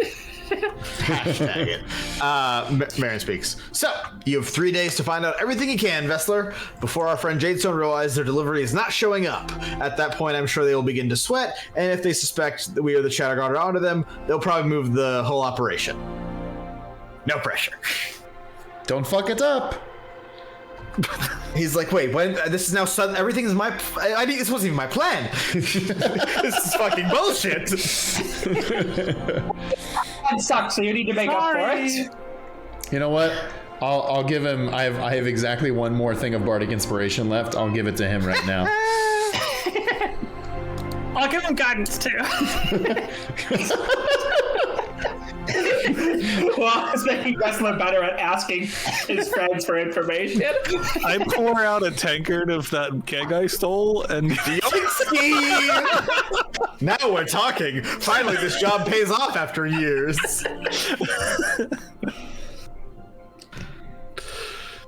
Maren speaks. All right. For now, as long as we have the time, business as usual. Rest up. You saw God after all. It's a big day. Get paid, get some sleep, go see Drake, and do whatever it is you guys do in your free time. You don't want to know. Everyone's turning into a cat here. Yeah, wow, there's so many fucking cats in the guild today. What the fuck's going on? I mean, it's only the one. It's only the one cat. It's just a very loud cat. And before, before everyone goes about their intermission, Maren speaks again. Hey, good job out there. The missing, the cult. Lots of people wouldn't have handled that well at all. Thanks. I'll send you my therapy bill. I'm not doing any more feelings today. Get out. Okay. By the way, Chris, did I lose the full glove or did she give it back? Oh, she gave it back to you. I was okay with it either way. It felt appropriate. Movie and sweaters. So, welcome back. Raz has been fed. The meowing is really good. Yeah. Thank you, Alfredo. It wasn't a great day for me. Okay. I think we do the stuff everyone does. So, Black Up Billy and Drake Reliquary and such. Yeah. First, and then we can do intermissions. Then let's start with level ups. Cool. Sure. Yeah. Want to just go down in stream order? Sure. Alistair, Noble Drifter. Cool. Bard. Hey, level 8's pretty boring, I think, for most of us. I got a few more health points. I got one more 4th level spell. That's the most interesting thing. What's that health out now for the listeners who don't get an update of that frequently? I think I got to 51 now. Yeah. Was it 45? Level 8. 51. They're level 8 now, Arky. Oh, sorry. And I decided to pick up Locate Creature. I could have gone with an attack spell, but it barely did more. If there was like a second more sound, I was gonna go, yeah, what does it do? Yeah, you won't believe this. I can describe a name of a creature that is familiar to me. I can sense it, its location, as long as it's within 1,000 feet of me. Yeah. Even if it's moving, I can pick up on its movement and all that stuff. I also don't have to know. It can look at a specific creature known to me or the nearest creature of a specific kind. Examples are such as a human or a unicorn. Yeah. As long as I've seen such a creature up close, at least once. So because I'm sure it will inevitably come up. Yeah, you can just say spawn for that. You've seen enough varieties of them to just be like spawn. Cool. Yeah, I mean, it's the thing where I was like, I think this will have cool utility. I almost picked up Confusion because I think that's also just a really fun Confusion's a good spell. But I wanted to continue the theming of Alistair's character, where really he's got Fireball now, and that's pretty cool. But apart from that, I kind of like making him a out of combat utility jack of all trades. Yeah. What did Win the Turtle get at level 8?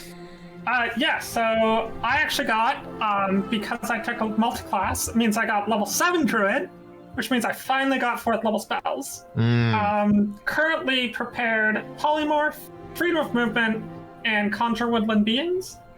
Freedom of Movement is gonna let either Chiron or Junfer wade into my plate growth and stop being so annoyed at me.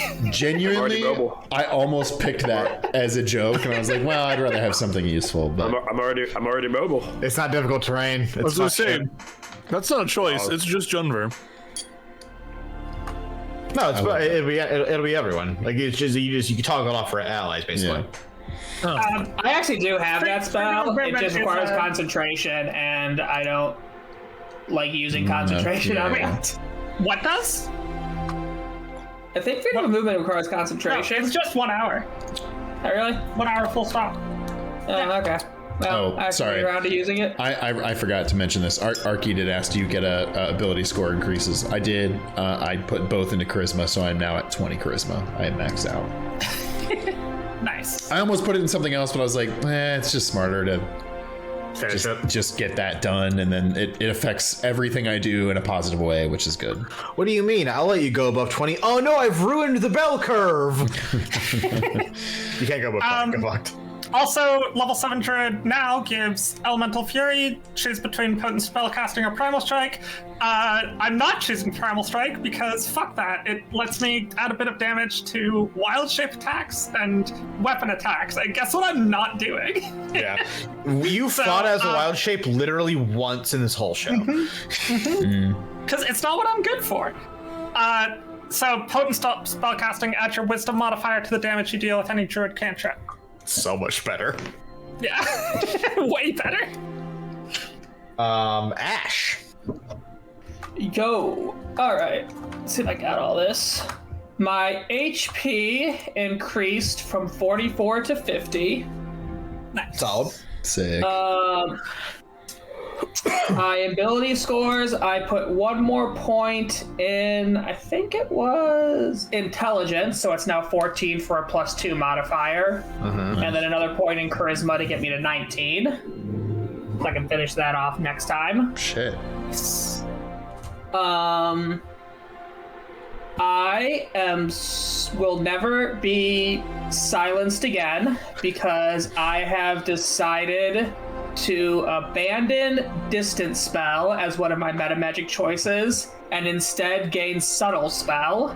Good choice. We have our own Mr. Subtle. Let's fucking go.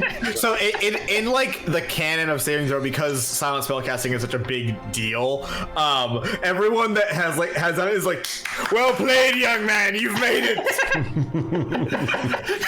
So I can now spend a sorcerer point to make a spell have no verbal or somatic components. That's gonna be very useful. Yeah, I mean, that's insanely busted for the instances where Chris fucks us over with that. Yeah. I fuck you over, but not Ash. Yeah, exactly. He'll find a new way to screw me over. Yeah. That's accurate. Yeah. It's a And DM's job, basically. And then I grab the 4th level spell, Ralathim's Psychic Lance. Ooh, that sounds fun. Ooh, I almost picked that one. What's that do besides sweet damage and a cool name? And enhance your so- ability down there. What? You unleash a simmering lance of psychic power from your forehead at a creature that you can see within range. My favorite part of this, though, is alternately you can utter a creature's name. If the name target is within range, it becomes the spell's target even if you can't see it. Oh, that's fucking sick. So Snipe you can him through the walls. You can hit a hiding target, you can hide and hit a target, or if you think someone's just around and Yo, you can just jump the Prij. It's gonna run into town and start yelling, Tio! Yeah, you get a megaphone and just start yelling as you're Prij. running. You and me team up. I'll do locate person. If they're within 120 feet, I'll be like, tactical strike now. Calling in the predator missile. It's an intelligence saving throw. On a failed save, it's 7d6 psychic damage and incapacitation until the start of my next turn. Ooh, that's good. On a successful save, it's half damage and no incapacitate. Yeah. That's really, especially since most people don't have int save, that's really good. And that is all I have. Chiron. I got my dexterity because I again didn't have to use paid special acts. I'm able to outrun things. Got my dexterity. Drake's gonna take it back and be like, you know what? I'm giving this to win. You can go fuck yourself. I got it up to 20. Nice. If I can tape it to a shield, I'll use it. My AC is now 18. Health is at 73. Damn. Ooh. God damn. Thank you. Oh yeah. I forgot to say my health is 58. How do you have almost the same health as me, Jason? You say that every time he levels up. And you know what? It's fucking true every single time. Plus 2 con, He has baby. half your AC. I have +4. Damn. Not good. He has half your AC. It's fair. Wait, what's your AC?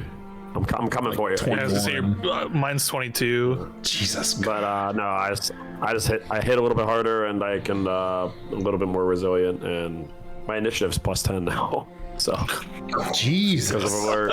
Did you say your ability or whatever? Oh, what ability? Ability score up. Yeah, I went up to Dex. 20. Yeah. Okay, yeah, Dex yeah. 18 to 20. Yeah. And then jump many shields. Hey, I'm a fighter subclass. The weight's pretty fucking boring. Yeah. My Hey, we're almost level 9. Don't worry about it. My stats went up. I have 20 strength now. That's cool. Hell yeah. And I have 18 con, which is also cool. And Did you retroactively apply? Yeah, your HP too. Yeah, that's no, my con didn't go up this level. That was more just okay. like I have gotten more stat increases because I'm a fighter. I just wanted to say that to make that clear. And then my new health is 84. God jeez. Did anyone take any 5.5, whatever you want to call it, 2025 D&D changes? Sure did. That's why I chose my strength instead of my con. I haven't looked at it. Not yet. No, I haven't looked. Don't worry, because we're not doing anything like super heavy lifting. This is the intermission episode. Please, before next time, take a look at the new player's handbook and let me know if you want anything. I did, and I'm making no changes. Okay. Go. Should I explain what I took now? Yeah, if you have it, if you have it off the top of your head, go for it.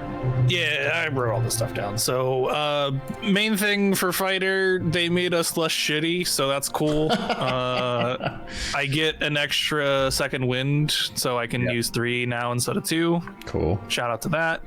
And then I can also burn a second wind charge to give me like the D10 towards a save or ability check. Or sorry, it's ability check, not save. Which is cool, so I can burn that. And if I still fail, it doesn't use the second wind charge either, so that's also rad. And then the other thing I get that's kind of huge is weapon masteries. There's like, I can choose 3 or 4, I think now. They're supposed to go to different weapons, so maybe me and Chris could talk about what the fuck I do with that as someone who only uses technically 2 weapons. So I only took 2 for now. Well, don't you worry. I might got plans for that. Well, I only took 2 for now. So first one is giving my main hand shield, whacking people with a 2-handed shield, the graze ability, since it's slashing and everything, which means even if I miss, enemy still takes my strength modifier and damage. So they still take 5, even if I miss. That's gonna lead to some sweet kaiju fights. I mean, I miss most of the time, so I feel like that's a pretty good thing for me to pick up. When Junver and fucking General Curon have a shirtless battle on Millennium Tower, it'll be sweet. Oh, that's not how we fight. We do a knife fight death ring thing like Yu Yu Hakusho. Come on. Knife edge deathmatch. Except it's shield edge.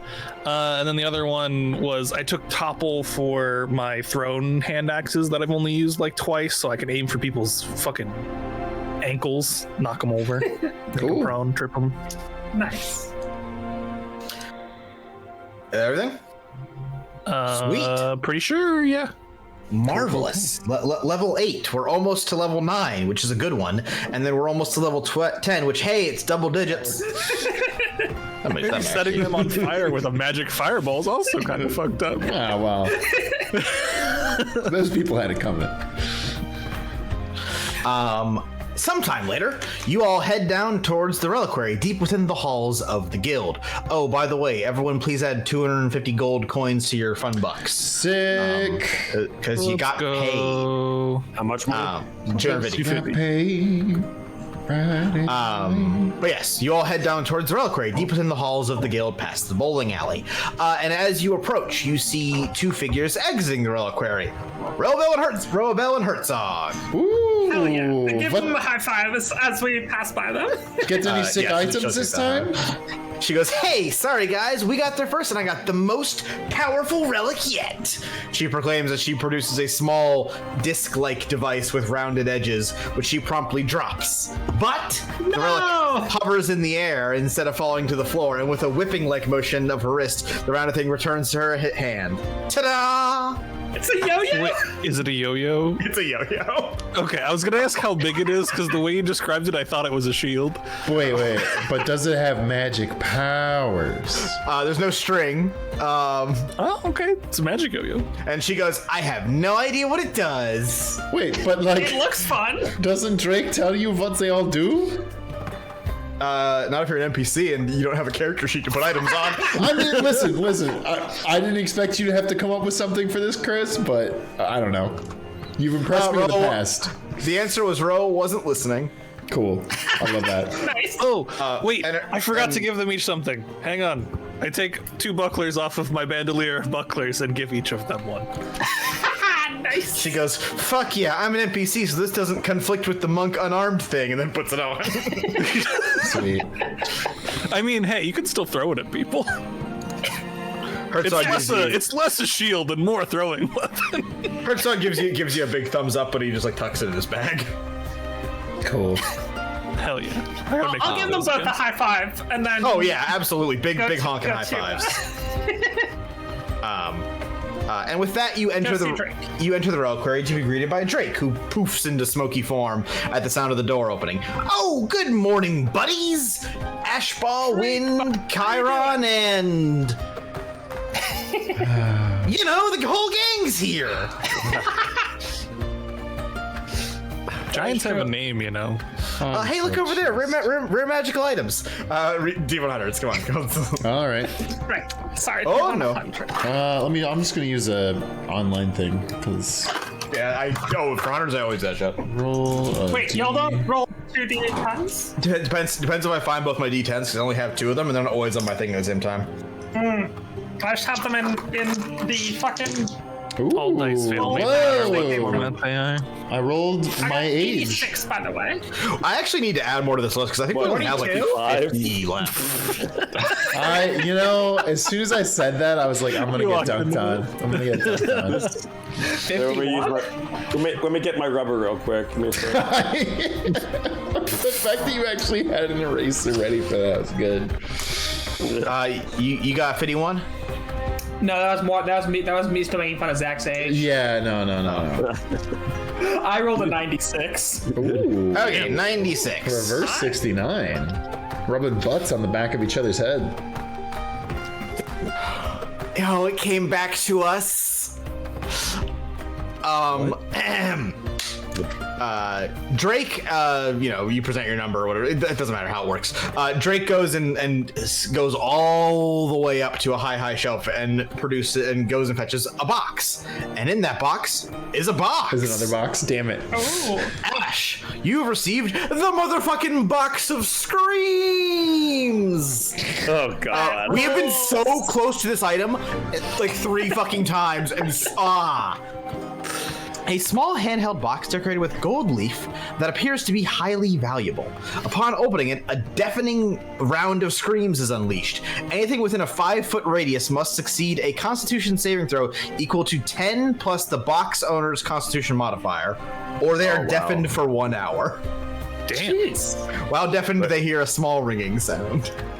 Okay. So Ash have like the lowest con modifier out of all of us. Yeah, but I mean, No, it's still pretty my solid. con modifier is 2, actually. Okay. Alright, That then. still sounds pretty low. I have 14 con. I'm gonna make that 15 plus the box because if I were a modifier, that's a pretty low number. Yeah. Yeah, I'm So making it it would be 15. 17 in this case. Yes. I mean, that's pretty good, and that's Damn, that's like a box, I can make it a flashbang. 19. Yeah. However, I'm sure it's very loud. I'll add this to the dock of items people have for next time. It's only a 5-foot radius, so not that bad. Basically, the user.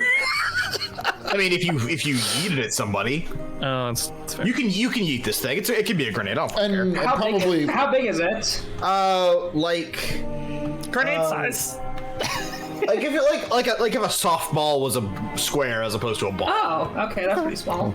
Yeah, grenade I mean, size. at the very least, I have mage hands, so I can pretty fucking open that shit Yeah. from a distance. I also have mage hand. Yeah. I also have mage hand. I'll say that I'm sure some of us do. if you chuck it, it'll like pop open. It's not like a well sealed, Cool. box of screams. Box screams. Somebody else go. I got 65. Let me shuffle. Harlem Shuffle.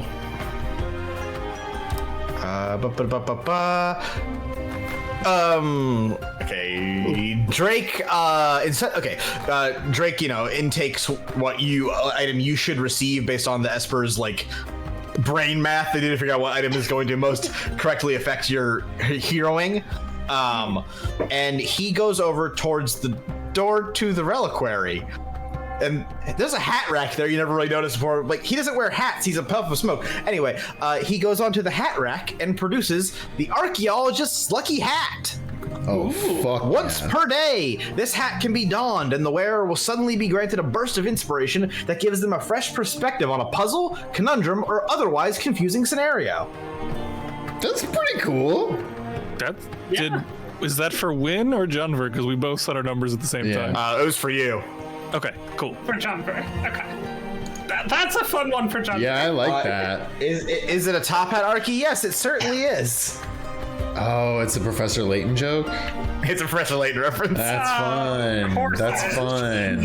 What was it called, Chris? Archaeologist's lucky hat. That's genius. Yeah, I thought you were doing more of a Indiana Jones reference, but that's good. Oh, yeah. The only other archaeologist in media. I mean, kind of true.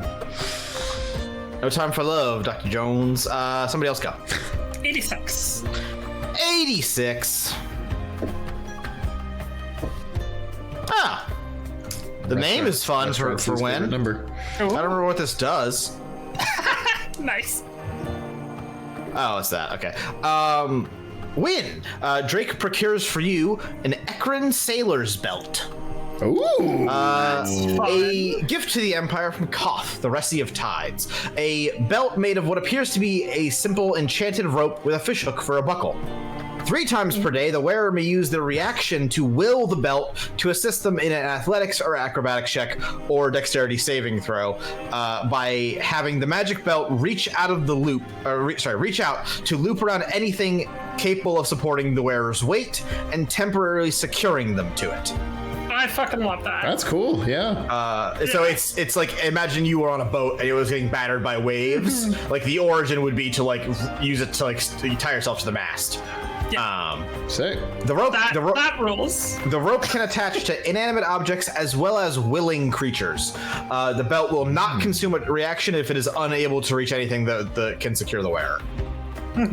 Sweet. So if you're like, can I reach anything? And I'm like, no, it's fine. Alistair? Alistair and Chiron, somebody go? Yeah. What you I got 37. 37. Oh wow, this is a holdover from Tales from Runeterra.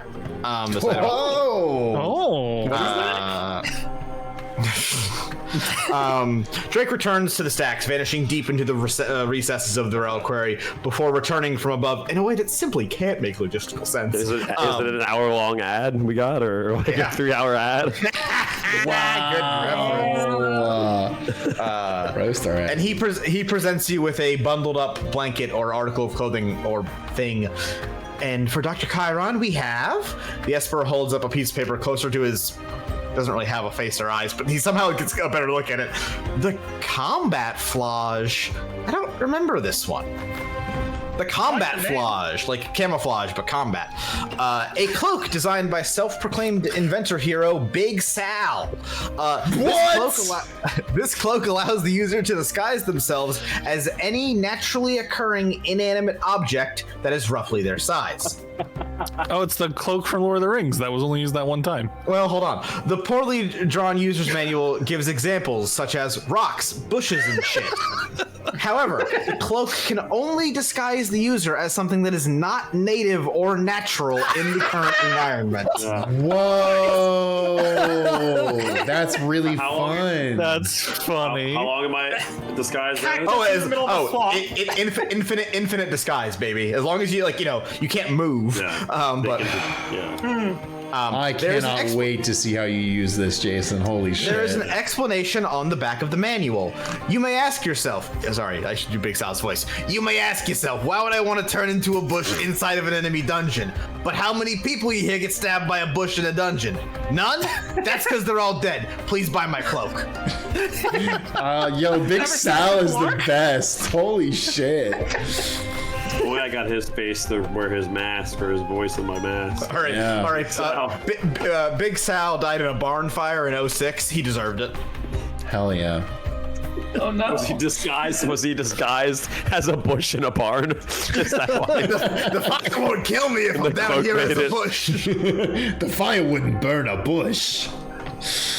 I rolled a 33, which is my actual age. Okay. As of recording. I feel like I've rolled an actual 33 exactly before for this, but I could just be. Couldn't tell you. I shuffled these, so I wouldn't know. I love that. Well, that way it gets rid of the duds. Yeah, it's smart. I mean, I stole it off. It's like a pre-built thing somebody made. But then I filled it with all our goodies. Sorry, 33? Yep. Okay. This could be interesting. I'm not sure how you'd use it, but I think you'll find a clever use of it. Okay, Drake procures for you a goblet. The Goblet of Plenty. Okay. Once per day, you may add any amount of liquid to this goblet. It will then magically fill itself to the brim with whatever liquid was added. In the event two or more Yeah. In the event 2 or more liquids or a mix of liquids are added, it will fill itself with whatever liquid there is less of. Okay. Oh. There's definitely uses for that. I mean, that's gotta really help you get drunk, right? Yeah, Junver is eyeing that. It's definitely styled like an expensive like wine goblet. Yeah. And this would be like it would be like like a somewhat mundane relic, which is kind of what the reliquary exists for. If we melt I can gold, have, you can and have put it in one there, kid, does that or you count? can have so many kids. Yeah, that would count. That's a liquid. Wait. Sorry, Jason. What did you say? I wasn't paying attention. Did Jason just do a cum goblet joke? Yo, let's go!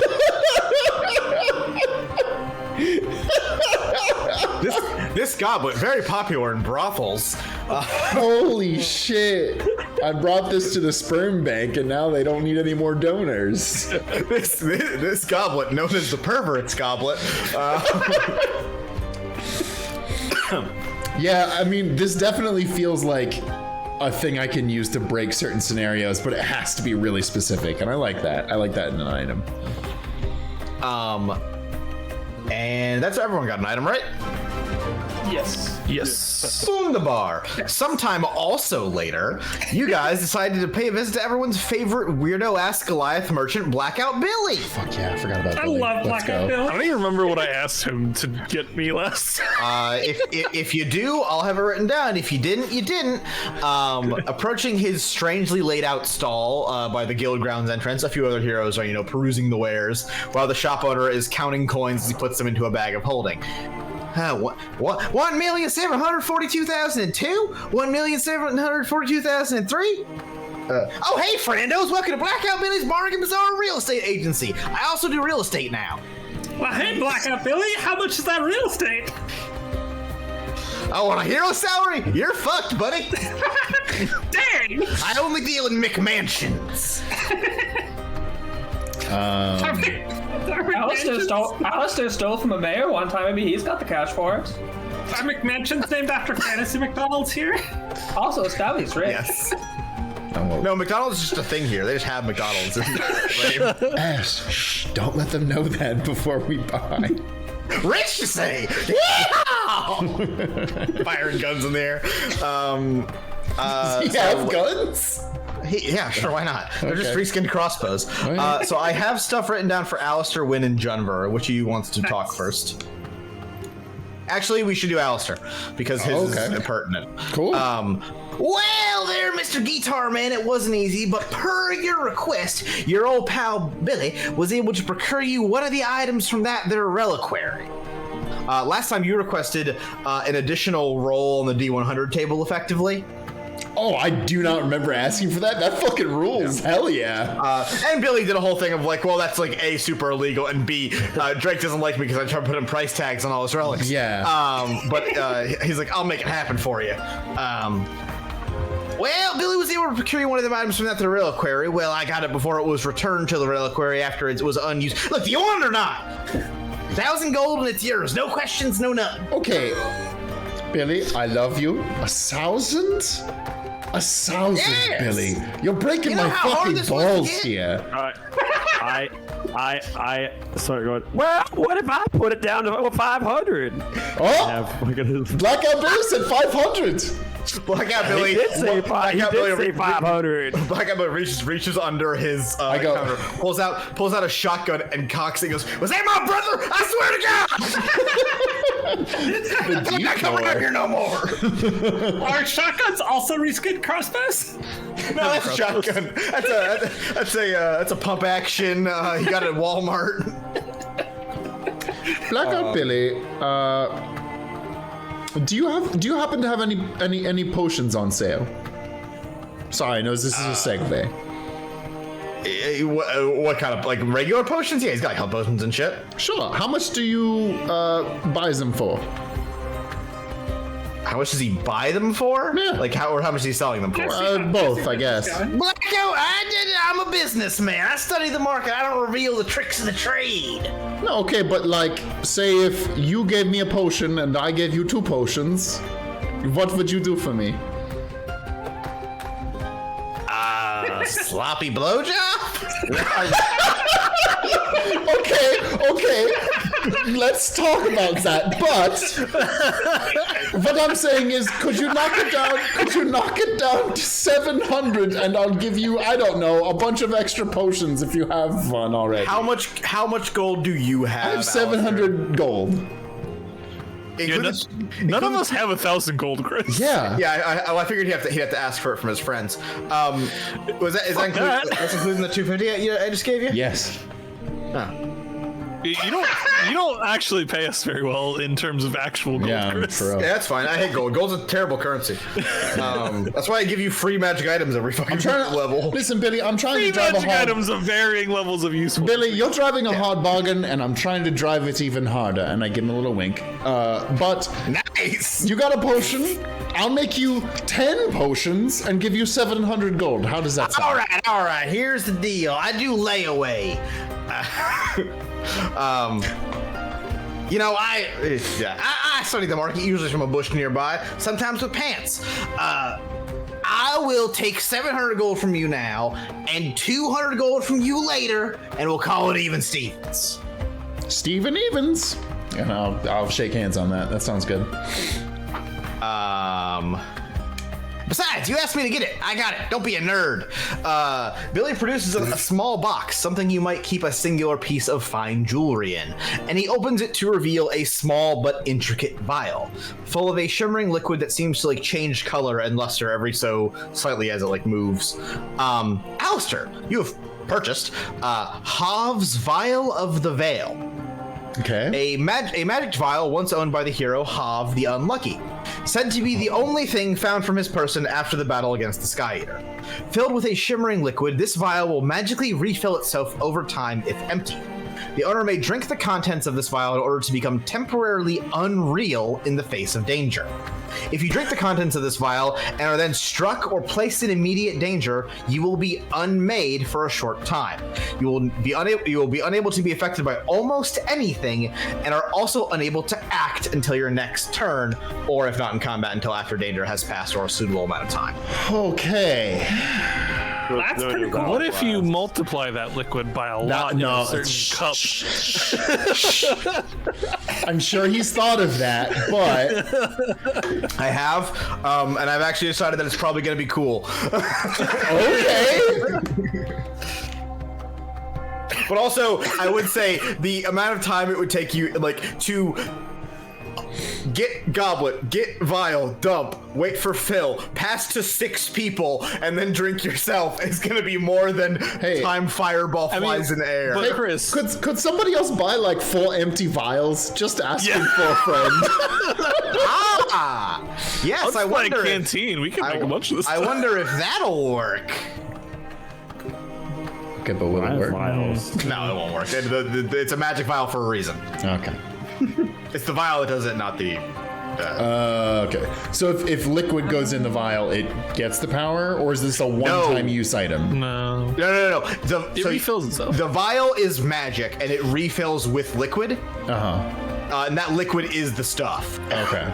And it takes 1 day to refill. Okay, that's it's a once per day use. Cool. I wrote that. I wrote once per day, didn't I? You might have, but maybe I didn't hear it. But, I think you said that. Yeah, I did. Cool. All right. Thank you, Billy. Nice doing business with you. Oh, I gotta remember. Did I ask for shoes? Is that what I asked for? You asked for Air Jordans. Something to make you bigger and stronger. Oh, okay, that also works. Wow. Yeah. Nice. Well, there's Junver. I heard you like being big and strong. And oh boy, don't we all. First one's more important, but yeah. But they won't let me sell my steroids anymore since that guy's heart. Never mind my past schemes and exploits. I can't sell them to you. But what I can sell you is this. He goes into his pockets of his overalls for far too long, but eventually produces a rather heavy-looking necklace consisting of a dull silver chain that is basically just driven through what looks to be an average rock. Behold, if you dare, the amulet of stone, created by the very great wizard, Mark. This here amulet makes you stronger and stronger as long as you wear it, providing your man still on spot. As strong as stone, they say, as heavy as boulders, as unbreakable as the allegations against Blackout Billy. Wait, No. what? This is the Amulet of Stone. It gives you more AC as long as you haven't moved your spot since the last round of combat. Just don't stay still for too long. Or you turn into stone, presumably. What's too long? I don't fucking know. Oh shit. I stole this off of You what, Billy? what's a non-corpse? Wait. What was that? What was that verb you used, Billy? Stole. Okay, cool. Worst criminal ever. But somehow he gets away with it. You know, he's unorthodox, but he's very effective. I didn't write a price for this thing. Lying. Let's go 400 gold. You got that? Done. Jesus. Boom. Don't even have to 400? think about that. Yeah, 400. Plus one I'm AC. afraid of, but I did write 400 gold. It's also with. Okay, I see. If you'll understand, it'll make sense. Don't worry about it. Also, how often are you actually standing still for multiple full turns of D&D? when I'm really big, sometimes a while because I'm big. Yeah, like when you and Troton were swinging hands at each other. Yeah.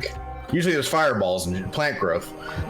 I mean, when there's plant growth, I'm definitely Oh, not that's fucking so moving. funny. Let's be real. Yeah, you're not moving. See, Not by choice, but I'm not moving. Wind can turn Junver into stone by just wrapping his legs up.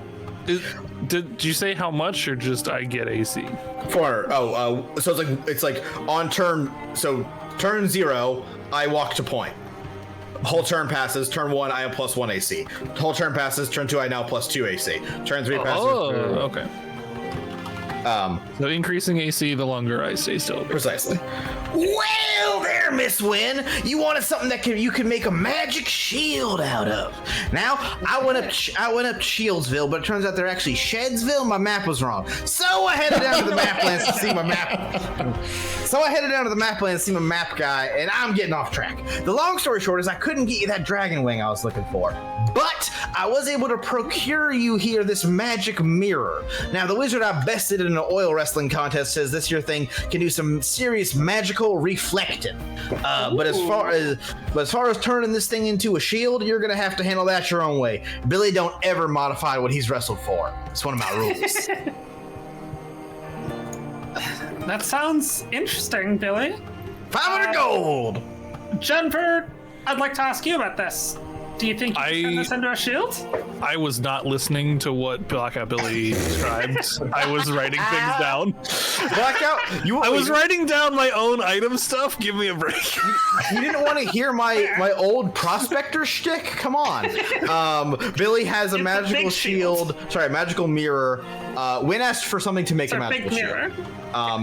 Billy has produced a big magical mirror. Reflective material's not necessarily the best for crafting, but you could probably make it work. You'd venture. And the Garuders made it work, I so can give it a shot. Yeah, I can try to make you a mirror shield. All right, Billy, 500 gold. Yeah, Billy's almost out of debt. I thought Billy was counting millions of gold earlier. Goddamn. Sure was. That's just an example of how much debt he's in. Damn. Billy, how much debt are you in? Did Billy go to college in America? What? Most of Billy's debts can't be paid in simple gold. Some have to be paid in children's screams. We have a box for Yeah. That was a Monsters Inc. joke for some reason. Does anyone else need anything from Billy before I stop? Potential requests or items? I forgot to consider potential request items. Kyra, you can always message me one later. Kyra, if you have one, go for it. something that just makes me. It could either be medicine is probably the one thing I would say, like, but anything that is medicine that can help people, and the other thing would be make unlock like something for feet. Unlock feet. Sorry? Actually, what I'll say is, like, They call me Shredder, dude. I was about to say, Chiron and Shredder have a lot in common. Wait, before we move on from this, did everyone see the Overwatch tweet from this week? Yes. Yeah. Okay. Okay, that's all I Did you have anything to do with that? No, just like all the feet jokes made me think about it. And what I would when say, people there were like, "Wait, what?" what I would say actually to like Chiron's thing is, like, we actually talk about you having medicine a lot of time, but we actually haven't given you anything in your kit that's like actually medicine-y. Do we want to go with like a herbalist's like anti-poison pouch effectively?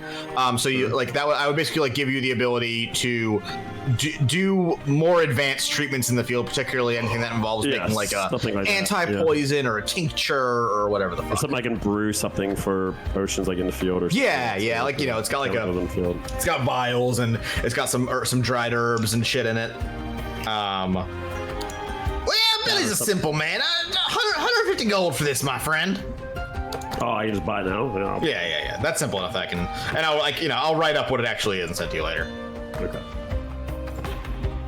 How it like gameplay affects you. Okay. Mr. Ramnorance, what can I fix you with?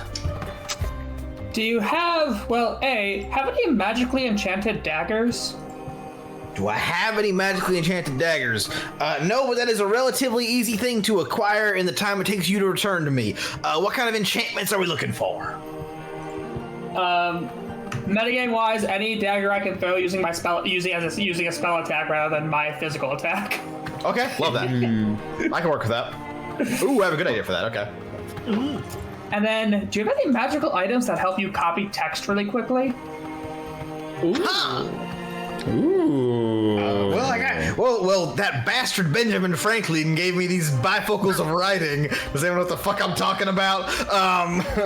National treasure. Let's steal the Declaration of Independence. No, Benjamin Franklin invented a machine that he could write, and it would copy his thing onto another piece of paper as he wrote. Oh, I didn't realize he invented that. Okay, that's cool. This person is married to Vic. Yeah, sorry. Let me think on that. I have an idea, but I can't articulate that fast. That's fine. Yeah. Anybody else have a request, or are we good? I didn't think that was everybody. No, can I request my debt to disappear? Hey, here's the deal I'll make you. You make my debt disappear, I make your debt disappear. Help me help you. Don't say it like that. Do you need me to take care of something?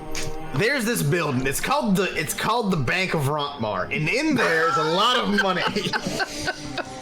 How about this? If our trip ever takes us to the Bank of Rontmar, and I happen to walk by a file system, I'll find your name and write it to 0. No. That's not what I need. I need you to find a vault belonging to a whiteout William, and I need you to empty that place out. Yeah, sure, whatever. The brother lore. Okay. Yeah, good. Oh, I do have really, really far out there request, Billy. Yeah. Did you see that big shield by the palace a while ago? Les's bulwark spell? Yeah. Yeah. What about it? If you have anything that'll help me do that. Fuck no, are you crazy? You think I'd do this bullshit if I could do that bullshit? Damn. Or like help me learn how to do that. That's like you literally have to ask Les. That's her to do. That's fair. It was still worth asking. That's her legendary action. That's what I expected. It was still worth asking. If I could make a shield that big, I'd get away from all my problems. My many problems. Okay. Black Cat Billy's going to sleep now, so I just stop shouting. Cool. So, amidst our intermission, we have bits. We have one. What page do I need to jump to make this correct? Oh, the next page. Wunderbar. If you're ever in the Imperial Guild of Adventuring and Heroics, and you head to the eastmost part of the building, you'll reach an office door. And if you knock on that door, as someone is doing now, you will find yourselves interrupting or disturbing the Guildmaster, Marin. And if you happen to knock at just the moment we're zooming in on here, you'd also be interrupting her lunch. Sorry, Marin. setting down her big sandwich, the Guildmaster sighs, "Come in." And as the door opens, Marin...